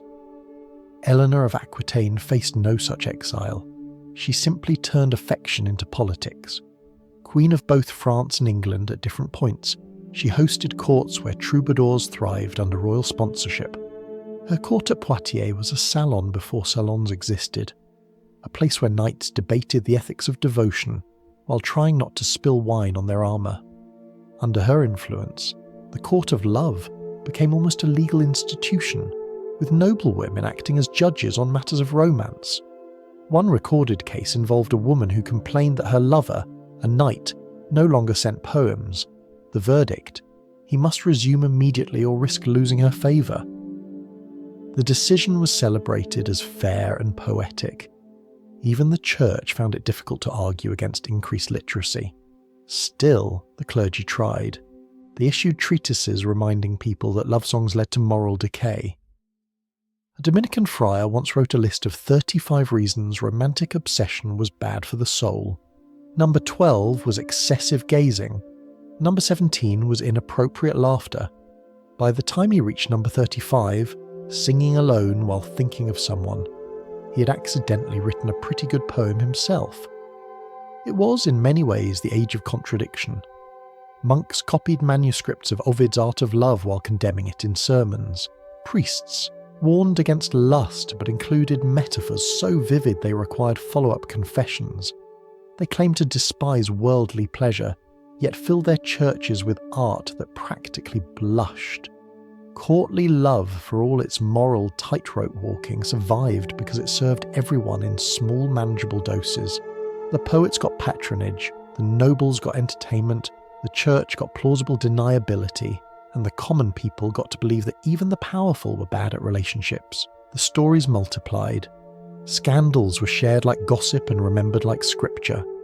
The legend of the Tour de Nesle, for instance, told of French princesses who allegedly held secret lovers and were discovered, punished, or possibly invented entirely. Chroniclers wrote about it with moral outrage and suspicious detail. The lesson was clear. Even royalty couldn't escape rumour or revision. Behind all these tales ran a quiet current of hypocrisy that felt almost comforting. Everyone disapproved of something they secretly enjoyed. Morality, like fashion, changed seasonally. The same church that warned against indulgence commissioned love poems for holy festivals. The same poets who glorified purity also described longing with alarming precision. The world had discovered that contradiction was sustainable, as long as it was performed gracefully. In this era, sin became choreography.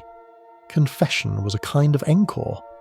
You could fall from grace in the morning, repent by noon, and attend a poetry reading by evening. Heaven was patient, but the calendar was flexible. Even satire joined the game. Writers like Jean de Meun turned the ideals of courtly love into comedy. His Romance of the Rose began as an allegory of refined affection and ended as a manual for sophisticated chaos. Readers adored it. The church denounced it. Both sides sold copies.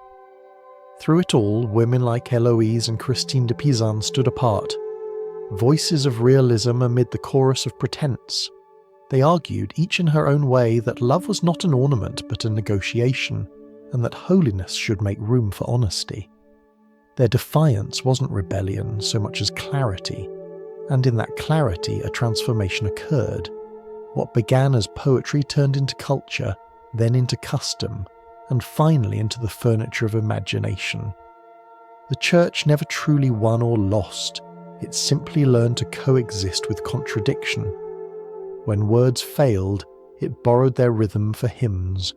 When passion threatened, it borrowed its symbols for devotion. Saints began to sound suspiciously like lovers, and prayers began to sound suspiciously like poems. It's hard not to admire the symmetry. Human beings have always balanced between desire and discipline, and institutions have always tried to choreograph that balance. The medieval world just did it with better costumes and more candles. By the time the Renaissance arrived, courtly love had already mutated into something modern. Love letters, operas, and the early forms of soap, opera. The church, perhaps tired of objecting, quietly accepted that the heart was beyond management. The poets had won, but only in the most poetic way possible, by being too complicated to outlaw. What began as poetry became policy, and eventually entertainment, a mirror that reflects the same awkward beauty every time humans try to turn emotion into order. And now, as the candles burn lower in these centuries of sighing and silk, the story begins to settle. The lutes fade, the ink dries, and the quills rest. The noise of love softens into the hum of memory, where tombs, ships, and letters all coexist as humanity's ongoing attempt to be noticed by eternity. History, when you step back far enough, begins to look like a museum curated by sleep-deprived romantics. Each civilization arranges its exhibit differently, but the theme never changes: how to stay visible in a world that keeps forgetting. The pharaohs tried stone, the Vikings tried ships, the poets tried love letters. All of them, in their own languages, were building the same thing: an argument against erasure. You can almost walk through it in your mind. The first room is warm and echoing, a tomb corridor filled with painted walls. Torches flicker. The air smells of dust and oil, of ambition mixed with resin. The pharaoh stands surrounded by hieroglyphs that chant his name in eternal chorus. His sculptors carved so deeply that millennia later the letters still catch light. He thought that would be enough. He didn't plan for sandstorms, tomb robbers, or the subtle cruelty of time, which erases more patiently than any chisel ever could. A little further along, the stone fades into wood and salt air. The second room holds the Viking ship, curved like a memory of motion. The air is colder here, scented with tar and ocean ghosts. You can almost hear the creak of ropes, the rhythm of oars. The ship is surrounded by fragments, shields, combs, bones, bits of woven cloth. Each item is a sentence in a language no one fully speaks anymore, but you understand the translation. We lived. We built. We sailed anyway. The next hall smells of parchment and perfume. The walls are lined with scrolls and manuscripts illuminated in gold. Candles burn low, and faint music lingers in the air, not loud enough to identify, just enough to remind you that the human heart has always liked a soundtrack. Here are the troubadours, the ladies, the knights, all rehearsing emotion like it's a public performance. Their manuscripts glow softly under glass, the ink still alive. You read a few lines and realise they were trying to explain the same mystery as the Pharaoh's priests and the Viking poets: how to make feeling last longer than the moment that caused it. Civilization, you realise, is just humanity rehearsing eternity. Endlessly, earnestly, sometimes absurdly. Every age believes it has found the right medium: stone, wood, paper, data. Every age is half right. The Pharaoh's hieroglyphs survive, but his name needs a museum label. The Viking ship survives, but its captain doesn't. The poet's lines survive, but the lover's face is missing. We're all archivists of partial miracles. In the quiet between displays, you can still hear the tools that made them: the faint tap of a chisel against limestone, the rasp of a quill over vellum, the groan of a ship's hull as it meets the tide. Each sound belongs to someone who believed the moment was worth recording. A mason sealing a chamber, a monk copying a verse, a sailor hammering nails into immortality. If you listen closely, there's humour in it too. The Pharaoh, convinced he was divine, now lies under fluorescent lighting, labelled Exhibit 4. The Viking who hoped to outrun death is now described in centimetres and catalogue numbers. The troubadour who vowed eternal fidelity exists mostly as a footnote in someone else's dissertation. Time, it turns out, has an impeccable sense of irony. Yet there's comfort in the absurdity. All those performances, the rituals, the songs, the architecture of hope, built the foundation beneath our own quiet vanities. We still build monuments, just smaller ones. A photograph, a post, a message meant for someone who may never read it. We still whisper the same prayer in different languages. Remember me, even briefly. The museum continues. One corridor shows the scribes at work, bent over desks, eyes straining by candlelight. Another shows blacksmiths forging swords that will one day rust into metaphor. Another features a medieval painter adding halos to saints, hoping one of them will recognise the gesture. The air smells of fatigue, devotion, and occasionally glue. At the centre stands a single empty pedestal. A plaque reads, "Here stands the present." It's the only exhibit still being constructed. Visitors rarely notice it, but it's the most accurate of them all. Unfinished, uncertain, perpetually rearranged. You stand there a while, hearing distant echoes from every room, the chant of priests, the crash of waves, the sigh of a lute string fading into silence. They blend together until they sound like breathing. It occurs to you that what connects all these civilizations isn't conquest or progress, but choreography. People moving in patterns that make meaning visible for a moment before it dissolves again. Power was never about permanence. It was always about performance. The pharaoh on his throne, the Viking on his prow, the poet at his desk. All actors on the same stage, pretending that applause might last forever. Outside the imagined museum, night gathers.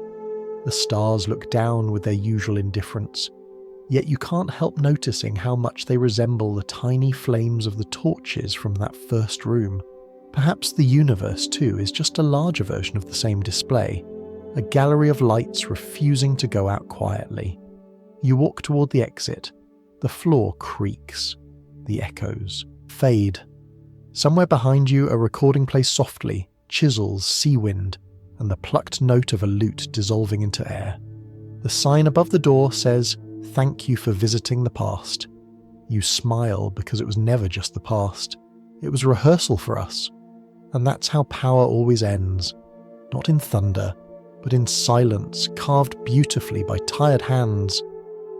If you're still awake, congratulations. You've survived 3 civilizations and several centuries of human optimism. If you've drifted off somewhere between the pharaoh and the poet, that's fine too. History was never meant to be rushed. The monuments will wait, the ships will float, the ink will dry patiently. Either way, thank you for wandering through this long, strange museum of memory, where even sleep counts as participation, and forgetting is simply the most merciful curator of all.